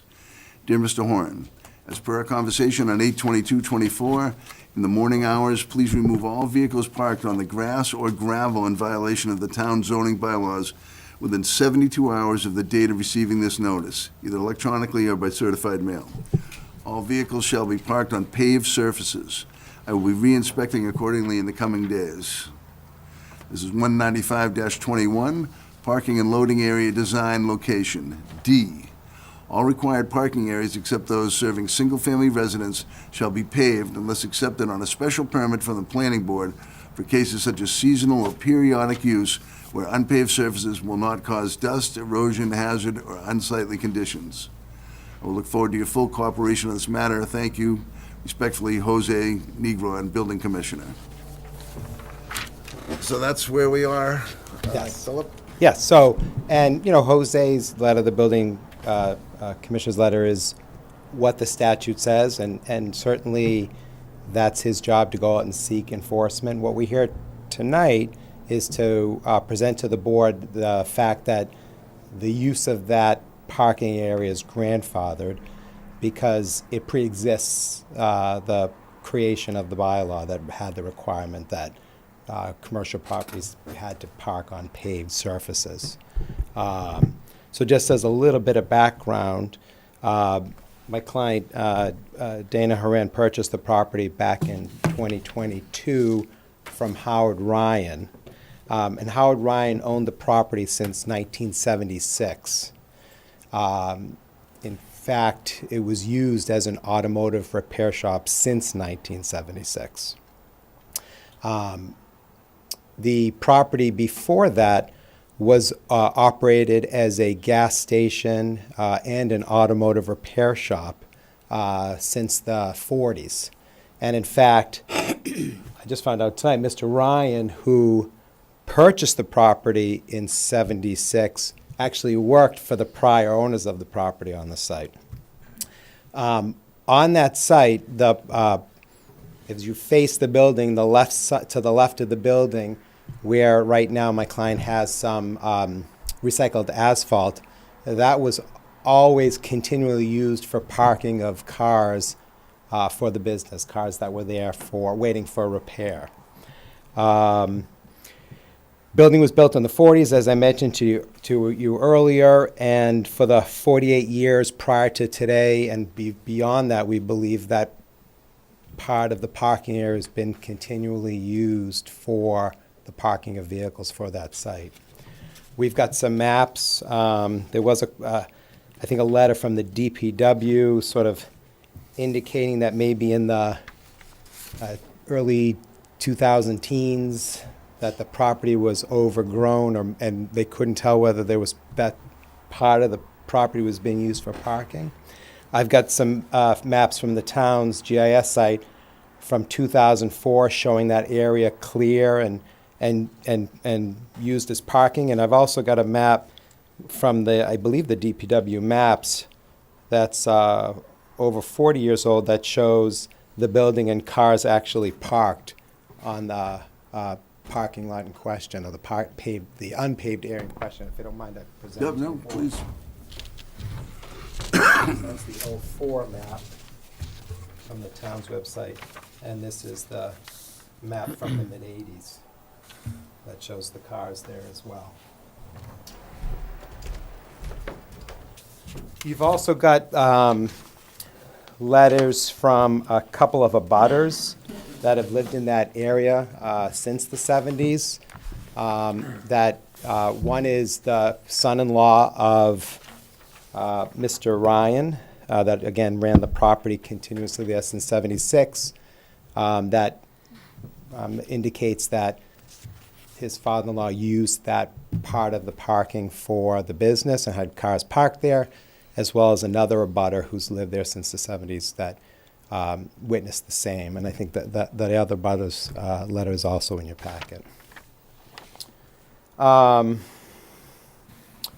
So there was some concerns raised, I think, by both the fire department and the DPW. I mean, not the DPW, the water department, about whether or not the site had any contamination. We did do, thankfully, a phase 2 21E. There were drill samples taken in 2022 before our client purchased the property, and I provided that report.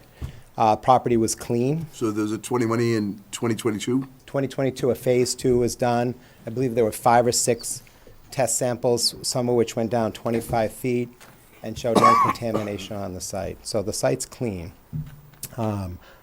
Having said that, so we do believe the issue really is a grandfathering issue. It's been used for 40, 50 years, probably back to the 40s, but it's hard to get people's memories from the 40s.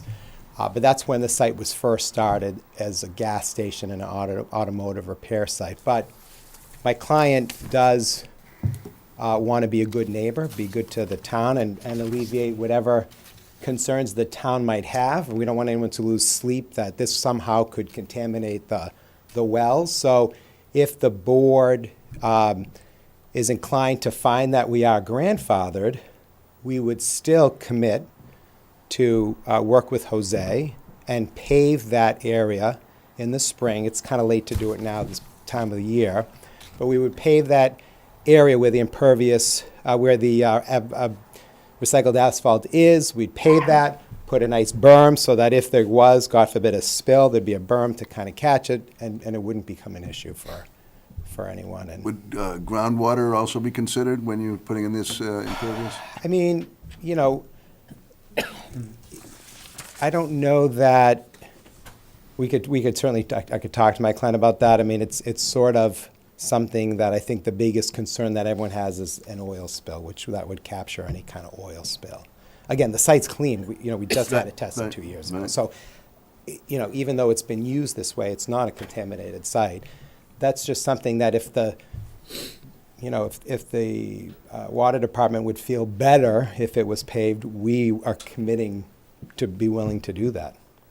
But we don't want to lose the use of the parking that that property has enjoyed for at least 40, 50 years. If I could ask Jose to chime in a little, do you know when the 19521 was enacted? Mr. Chairman, Commissioner Negron, as far as we could go, it appears in the 1975 provision of the bylaw. I don't know if it goes any farther back, but that's as far as we went back. You researched Yeah, back we to researched. 1975.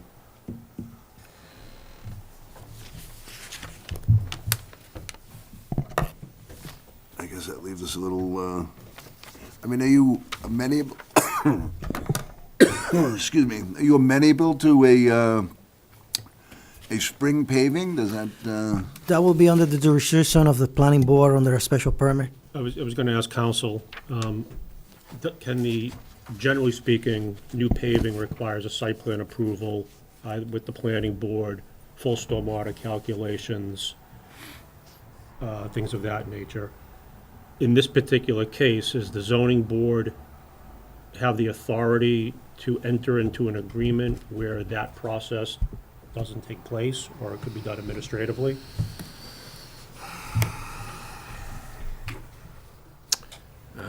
I don't think the zoning board has the authority to waive the planning board's requirements.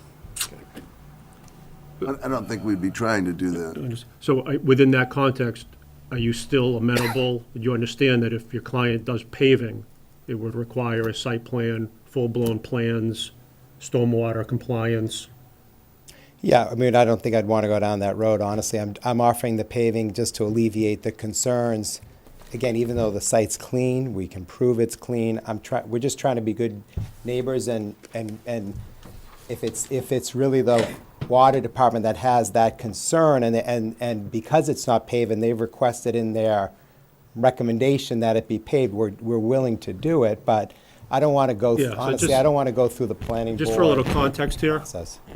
it's not my understanding, correct, Jose, correct me if I'm wrong, the water district did not initiate this. So the water district is simply providing comment because they're asked to provide comment. It's their opportunity to provide comment. But if the board finds that it's grandfathered, it can remain in its current state. I mean, if the applicant wants to pave, they're likely going to have to go through a full planning board process. They couldn't just pave it. No,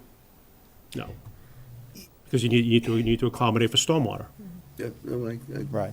I mean, certainly, let's put it this way, we can certainly entertain that in the spring, but I certainly don't, and if they don't, so I guess I could talk to my client, we could entertain it. I wouldn't want to commit to that tonight, because that's like a whole nother animal. And quite honestly, it's been used for this use since the 40s. So, I mean, I think the grandfathering piece is pretty black and white. We were just offering that because he has no problem paving it if that makes everyone feel better. But to go through the planning board, What's the trigger for site plan? you know, we'd be open to it. I just don't want to commit to that, you know what I mean? Because that's just a whole nother animal.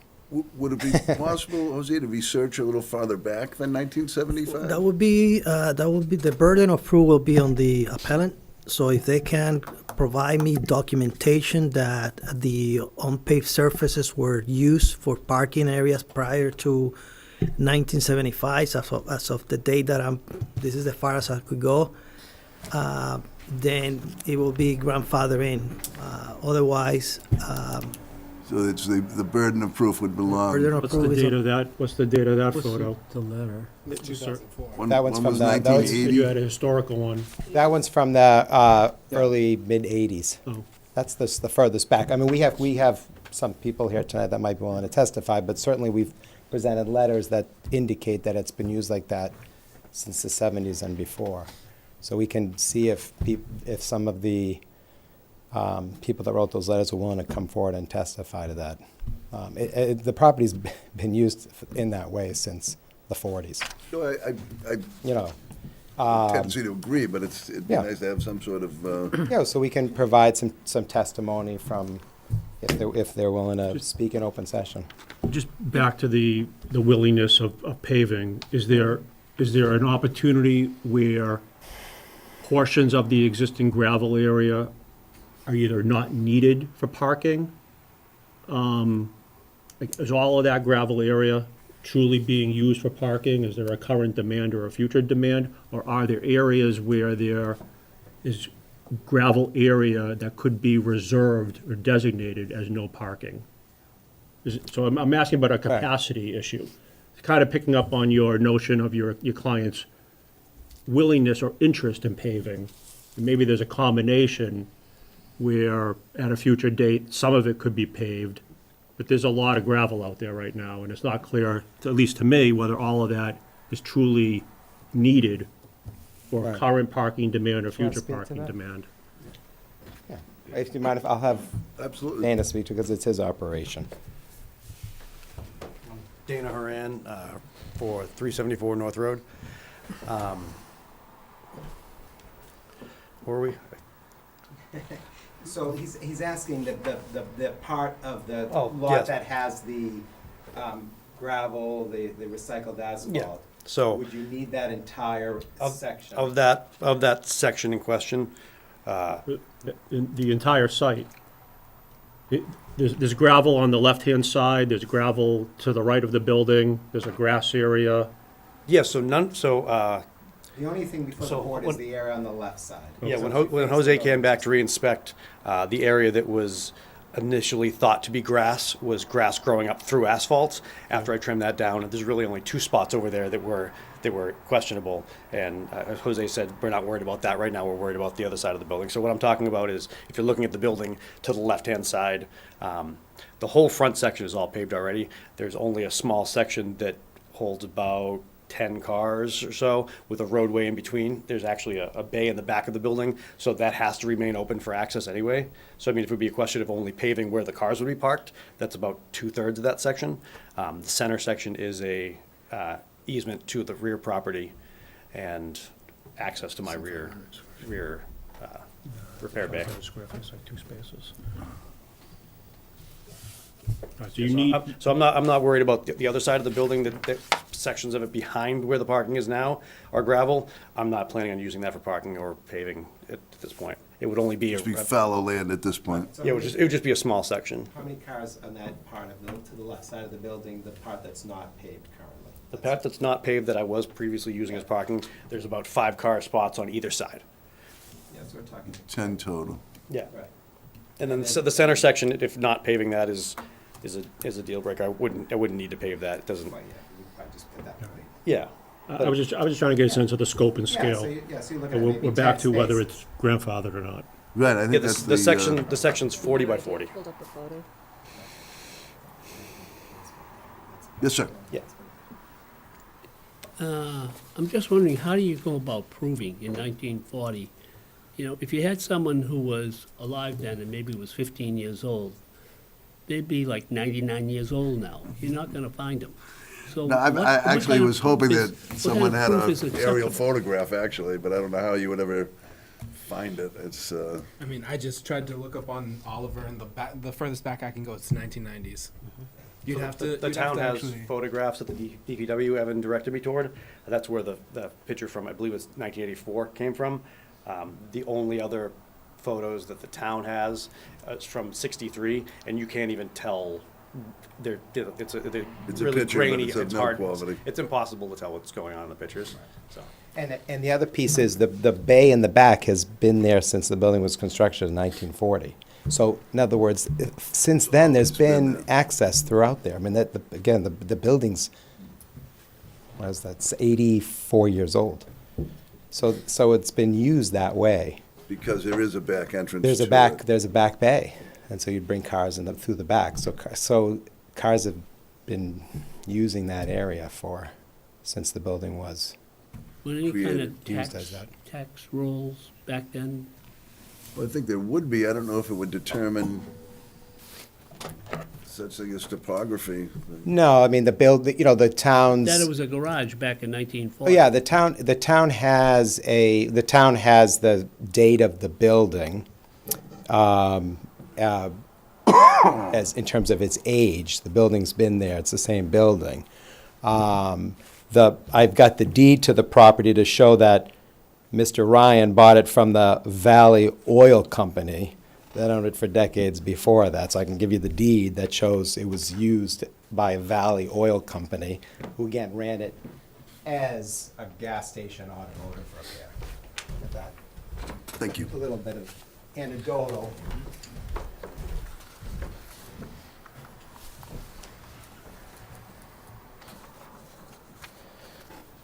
And in fact, in the Phase 2 environmental report, they did study it, and in their report, they indicate it was used for similar purposes since the 40s. And that was obviously a report that was generated long before we came, into this situation. Question for attorney. Sure. You said earlier, kind of in passing, that grandfathering is pretty much black and white. Just for the record, can you explain that? Yeah, so grandfathering, basically, a perfect example is the use of the site. This is currently zoned residential. Now, the town may have zoned it residential. I didn't research it because that's not really the issue, but the town maybe zoned it residential, let's say, in the 90s. But if prior to the town zoning residential, you were using it as a commercial use, you're grandfathered. So this site, you could not operate this site today as a brand-new business because it's in a residential zone. But because it existed prior to when the town made it a residential zone, it's grandfathered. Same with if you have a structure or non-structure that doesn't comply with zoning. You look at when the town created that zoning bylaw that says you have to do it this way, but if your use that was different pre-existed the creation of that bylaw, then you wouldn't have to do it that way. And do you know when the zoning was changed? For this, For this property? well, they're indicating that the bylaw for parking came in, I couldn't find it, to be honest with you, it came in the 70s. I haven't seen that bylaw. I don't know what the bylaw says, if it's exactly the same as the current bylaw or not, Counsel. but we would argue it predated that anyways. I'm sorry, Counsel, if you Yeah. want to have a copy of the bylaw? Yeah. Well, that's the current one that, No, this is back from 1975. If anybody wants copies, you can pass those. And just to build off what Yeah, Council's been saying. I really should have No, directed that to that's you. all right. I No, apologize. the term grandfathered use, the technical term for that is a pre-existing non-conforming use. So Yeah. meaning it predates when it became non-conforming.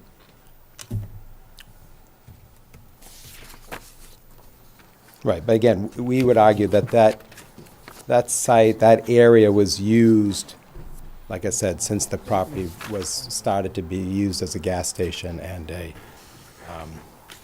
automotive repair. for the record, too. wall. Thank you. That's the 1975. That's very similar. It's the exact same language, just different section.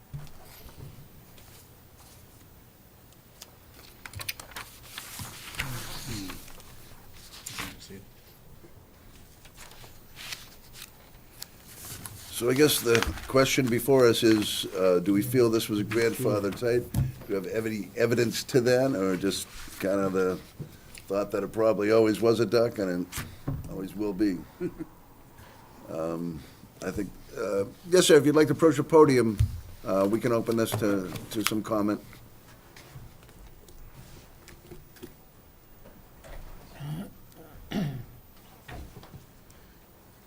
Evening, folks. My name is Roger Malott, 8 Columbia Street, North Chelmsford, Mass. If you put the map back up of the plots. You see where Dana's property is at? My house is the house that's right off of the corner of his building there. I own that half acre going all the way through the back there. I've been married to my wife for 40 years. My father-in-law is Howard Ryan. The way you see that area over there now is 100 times better than the way the property was when he left. Awesome mechanic, always took care of business. I don't understand why we're putting Dana through all of this aggravation. I mean, obviously, there was a complaint, and there's a compliance issue that was found, which is why Dana's here tonight and everyone else. How long have you lived there? In that house here, 40 years. That takes us back to... And I actually lived up on Western Ave, which is... 1980, is that correct? Yes, sir. So since you're familiar with it, you can't testify that before 1975, they were parking there or not? I can, yes, because we actually moved into town in 1975. And there was parking there, it was an Yes, sir. open garage, okay. I guess we have some testimony. Can I ask a question of him? I think, yeah, you can. So before 1975, did you know Mr. Ryan? I did not, no. Okay, so, No. so that's when your first knowledge? Right.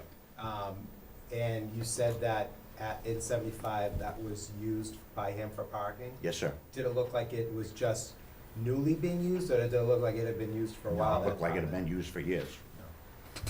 Actually, I think it was all dirt back there originally. Yeah. And he had Cars and loads of the asphalt grindings brought in, just to get rid of some of the dust. Right. You know, vehicles driving in and out, they create the dust. And he was trying to be neighborly. Yep, I understand. And do you know that whether Mr. Ryan worked for the prior owner before he bought the site? That I do not know. Yeah. Is your wife here? Yes, she is. Would she answer a couple of questions? Would you mind asking her a couple questions? This is good. I like Braver than me. We just make a Nice. finding.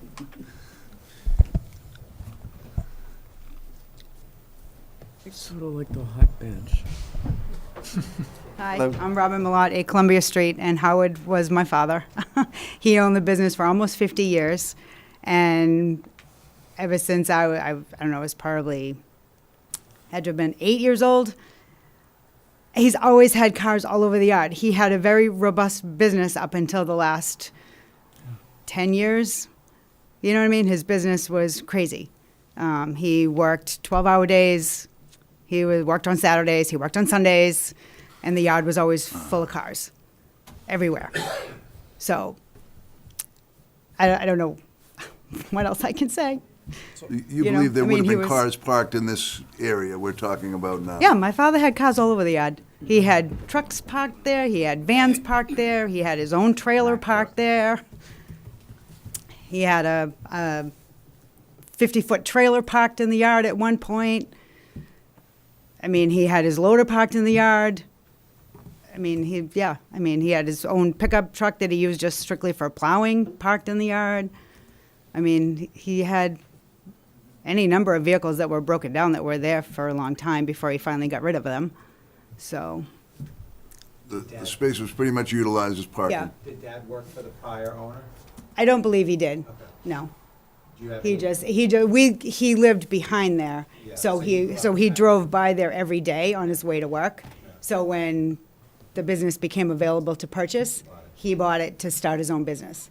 Because he actually worked for another auto mechanic shop somewhere Remember in when he Lowell. bought it, if the operator that he bought it from was also using that area for parking? I would have been too young at the time, yeah. But, I mean, it was a garage, because, I mean, it was the original, Valley Oil building with the little, I actually have a picture of it somewhere.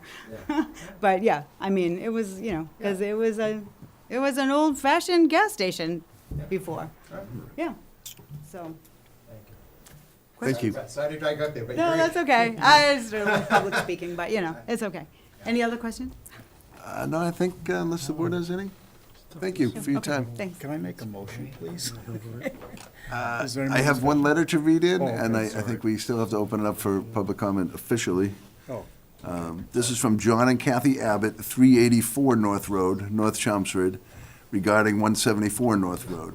Dear members, as a direct abutter to this property since the late 70s, the south side of this property has been used for storage and parking of vehicles by the former owner, Howard Ryan. Since purchase of the property by Mr. Horan has substantially cleaned up and improved the property. As a direct abutter, we have no objection to parking vehicles in the questioned space. Sincerely, John and Kathy Abbott.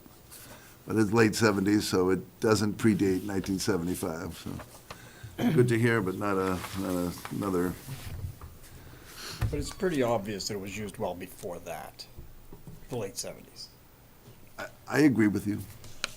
I'm gonna open this up to public comment now. If someone would like to speak in favor or opposition to this administrative appeal, now would be the time.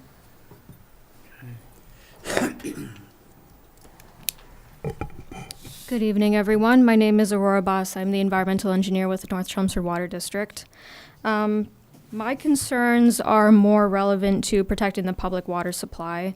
And I'd like to just mention again a report that Cindy Lazinski mentioned earlier, which was the Source Water Assessment and Protection Report, which was conducted by the Massachusetts Department of Environmental Protection. In that report, Mass DEP specifically advises that repair shops are a high threat to the public water supply within Zone 2, and that potential sources of contamination include engine fluids, lubricants, and solvents, spills, leaks, or improper handling or storage. As such, I'd like to know if there is any existing drainage control on the property. I don't know if you'd be able to answer that question. I don't think so. Okay. I also wanted to point out that in the town's bylaws, section 195-21H, it states that continuous curbing shall be provided to control access, drainage, and damage. Would that be considered part of the potential paving or drainage remediation that you discussed earlier? We would definitely be willing to put some type of berm or whatnot that would trap any potential oil spill. Okay. And is that a plan, or is it dependent upon the board's decision? Well, it's not something I guess this board can give us the opinion. Okay. So it'll be a bit until we have a decision on it, basically, is what it sounds like. All right. I just wanted to bring the district's concerns to your attention. It's our obligation to protect the public water supply, and as such, I wanted to bring that to your attention. So, Thank you. Thank you. Comment letter that was submitted. It's posted on the agenda, and it's in your packet. Two letters down. Oh, from the water department? Yeah, the water district. They had submitted their letter. It's posted to the agenda. And that's bit, so I don't have to read it in. How you doing? Paul Pires. I'm sorry, I just wanted to ask one last question. I'm with the North Chelmsford Water District too. In the meantime, until we do make a decision whether they're gonna pave or not, would it be too much to ask that the cars that do come in with any leaks underneath, that we'd keep those in the paved area for the meantime? That happens regardless. Yes. Okay, it's just one of the concerns, because the oils, like you said, it does seep into the ground.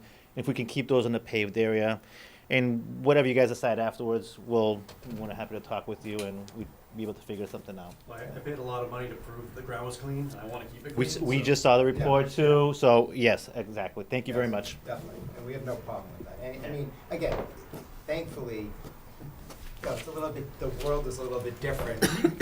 Cars are a little bit different.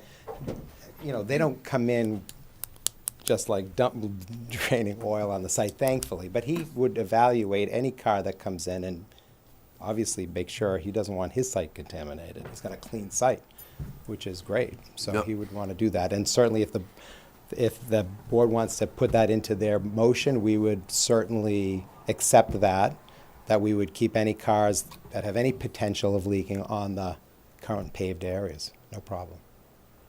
Good, good. Okay, I've got one more letter from the Chelmsford Fire Department to the Zoning Board of Appeals. Dear members of the board, regarding 374 North Road, this office finds the following. Any vehicles awaiting service should be parked on paved and non-porous surfaces. This is to provide controls for the leakage of flammable hazardous fluid from vehicles. Vehicles that have been serviced and awaiting pickup can be stored on non-paved surfaces. Vehicles shall be stored in a manner in which an emergency response is not impacted and access to the building is not impeded. I ask that the board make this letter part of their decision process. Sincerely, Josh Abbott, Captain Fire Prevention Office. I have a letter from engineering that reiterates the vehicle storage from the bylaw. An O&M plan should be updated to ensure these proper changes. Provide the DPW with a copy of the O&M plan to keep on file. And clearly labeled and prominently displayed, a spill kit should be on site. Areas where spills may occur should regularly be inspected to ensure that procedures are posted and the cleanup equipment is readily available. These letters are on the, scanned into the application itself. And I have the letter from the Water Department, but I'll defer to the comments made by the Water Department. And that is also scanned into the record. Sir? Thank you, Mr. Chairman. Mark Carrata, 144 Old Westford Road, Chelmsford. And I'm just here as someone who is a customer of this facility, and since it's actually come on board here in Chelmsford for 2 years. Prior to that, it was in Lowell, and I went there as well. And originally, I wasn't going to come up and speak at all, but considering we've talked a little bit about the conditions that might be present in the facility, I can speak firsthand to those because I've been there 4 times that I'd like to admit with my cars. And I have been there quite a bit. I've never noticed anything other than a well-organized workspace, clean. I've been in the parking lot too many times. And the reason I am here is because I was actually, had my car there when Jose's letter had come in, and Dana was reading it and I was standing there, so I saw it. So when I heard about this, I thought it would be worthwhile to at least talk to somebody that has seen this facility and has dealt with this business, and this business has been nothing but totally ethical and a wonderful neighbor to the abutters in that area, because everyone is, I constantly meet people there that are abutters around there, speaking with Dana, because Dana does a lot of work trying to help them out and maintaining his property and his easement. So that's about it. Thank you. So I guess the decision is, again, is it grandfathered? I think that we should we decide to grant a waiver, it would be for a period of time to allow him time to get through planning board and make decisions on how to do this to the best he can. So there's spill protection, solid pavement. So, yes. Quick question. Did you say that you would think about going to planning board? You're not going to commit to that, though, right? So, I mean, so, I mean, ultimately, what we're here tonight is to argue that we're grandfathered. Yeah. We would commit to meeting with, hiring an engineer, seeing how it would work, what it would look like, what the process is, what the costs are. I mean, he would love to just pave it, but if that's, and maybe town council could look at that issue a little bit more. And if there's any opportunity, we'll commit to paving it with berm. And if that's legal without going to planning board. We'll commit to looking at the planning board process and seeing what it would look like with an engineer, in terms of the current requirements. But we'd like to ask for at least for tonight, that the board find that we're grandfathered. I think that based on the fact that it's been used as an automotive shop, gas station since the 40s, that back door that's been there, cars have been going back there since before 76, when the bylaw maybe came into place. I think it's reasonable for the board to find that it's grandfathered. But like I said, maybe town council could look at that issue and see if there's any way we could do it as a grandfathered site, or somehow we do it, or we'd at least be open to looking at the process with the planning board. Okay. If that helps. I just, Yeah. I just wanted to make sure that we're not gonna make any condition that they have to go to planning board, or that this lasts as long as until they get to planning Right. board. Because I once it's guess the thought is, grandfathered. do we think it's grandfathered? Because at Yep. that point, we would just step away. Okay. And the process would take care of itself, where he could, I believe if he wanted to pave anything, he'd be going before the planning board. Yeah. Is that correct, Jose? I'm sorry, I If he didn't- wants to pave, would they be going to the planning board regardless? That will be Evan to respond to that question.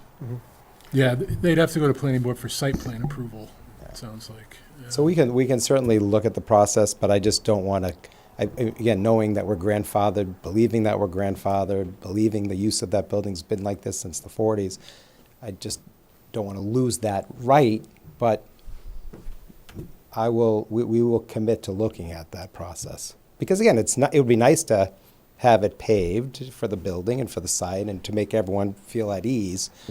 But what if we go to planning board and we're denied? Or they say, we don't like this, we don't like that, and it just turns into,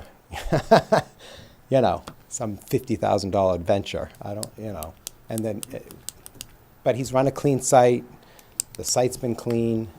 He'll keep it clean. I mean, it should give everyone some comfort that this thing's been in this use since the 40s, and as of 2022, we've got a clean site there. We'll keep it clean. You've been here since the 40s. I was just thinking about that. Yeah. Phil always says I'm old. I remember back in 1973 when I got out of the Navy, I bought this old truck, and I wanted it to look really nice, so I brought it to Howie to get painted, and that would be November 1973.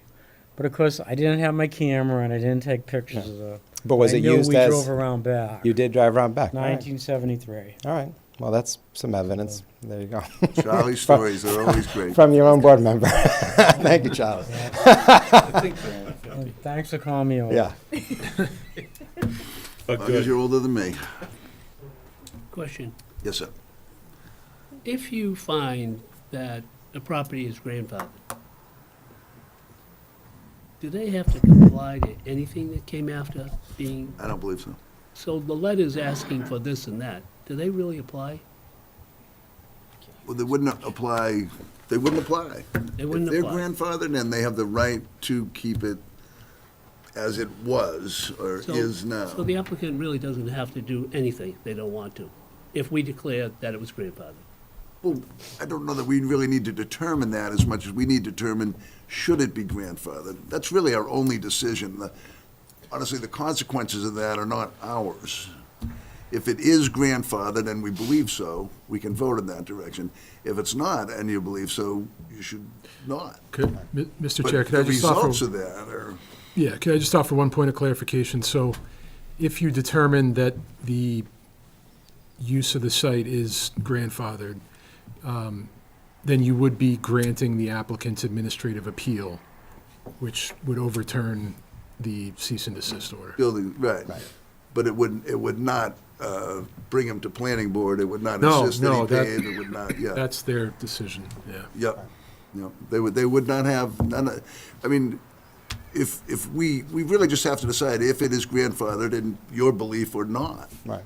So even if something came along since then, since in more modern times, and it had to do with health or safety, it still wouldn't apply. I don't believe it would. I think if there's health and safety involved, It's still on. Sorry, I just can't hear these questions. I don't know if you. If it's part of the zoning bylaw, it doesn't apply. If it's, and frankly, that's the only thing within this board's jurisdiction for this appeal, so. We're still obligated, if we have to mean, follow if- environmental regulations. We Yeah. can't contaminate the site. Right. We've got to clean up any contamination of the site. We're bound by state and federal regulations about having hazardous materials. We're not exempt from any environmental laws at all. It's just whether, can we use that left side of the property that was used now, according to Charlie, even in '73, when he drove his car through the back to get to the back bay. That's all we're asking for, is just to be able to use the left side of the building for parking of cars on what's currently recycled asphalt. That's all we're asking for. Well, you're not even asking for that. You're just asking to be grandfathered. Just that small use of that small piece of the property be grandfathered. Right. The property's already grandfathered for its use. We want to be grandfathered. Jose looked at the property, and he doesn't know the history. He isn't hearing what the board's hearing tonight. So he's saying in a letter, you can't use that part of your parking lot because it doesn't meet the current bylaw. We're saying the use of that pre-exists the current bylaw through testimony that you've heard tonight. And so we're asking this board to do is say your use of that little part of the parking is grandfathered. That's all. Nothing more than that. Any further comments, questions, concerns? We'll close the public hearing. Make a motion to close the public hearing? Second by Peter. All in favor? All right. Aye. I think we could take this up. Okay. Seems to me it's, as they say, black letter law. It was in use prior to the zoning law change. I concur. I even wonder if a vote's necessary. It is. I know it is, but it just. I mean, that's really not a. That sounds an awful lot like a motion. Consider it a motion. I move we find that the property is grandfathered in. Simple as that. And grant the, Yeah. not grant it, to revoke the overturn the administrative appeal To grant the administrative appeal and overturn the. of the cease and letter. desist. Okay, yep, that makes more sense. Where? What did I just? What? She wrote it down, it's perfect. As long as Becky has it. Do we have a second? Sec? Danny seconds? All in favor? Second? It's unanimous? Wait, can I see a show of hands again? Because Rod's, okay, thank you. Thank you. Thank you very much. Appreciate it. Have a good night. You can head out if you'd like. Sounds good. Nice to meet you in Good person. meeting you. We'll see you soon. Yeah, Council's gonna head out. I don't think we need him moving forward tonight. Well, you were very great help, Alex. Good Thank to you very meet much for everyone. all Yeah, I your look forward to working input. with you We're all. gonna see you again. Absolutely, yeah. No, I'll be, Probably too often. yeah. With all these now. fun 40Bs we got coming. Oh, so you're the new permanent guy. Yes. Right now. Thank you, folks. Appreciate your time. Take care. Thanks for coming. If I could get a motion to continue Ledge Road, We did that already. continued officially with the vote? Okay, then we're done. Next is minutes? Min- No, we did did minutes. minutes. But the only thing is, it says January 2nd. means So I just wanted to make sure that we would have a quorum on January 2nd, because it's so close to the holiday, and I put it on the agenda for confirmation. We already did it. Good Yeah, Lord I'll willing, be the creek here. don't I rise. see I'll why be here. I'll be here. Yeah. All right? Jose, have a good night. Take care. Thanks, Jose. Have a good night. Good night. Evan, take care.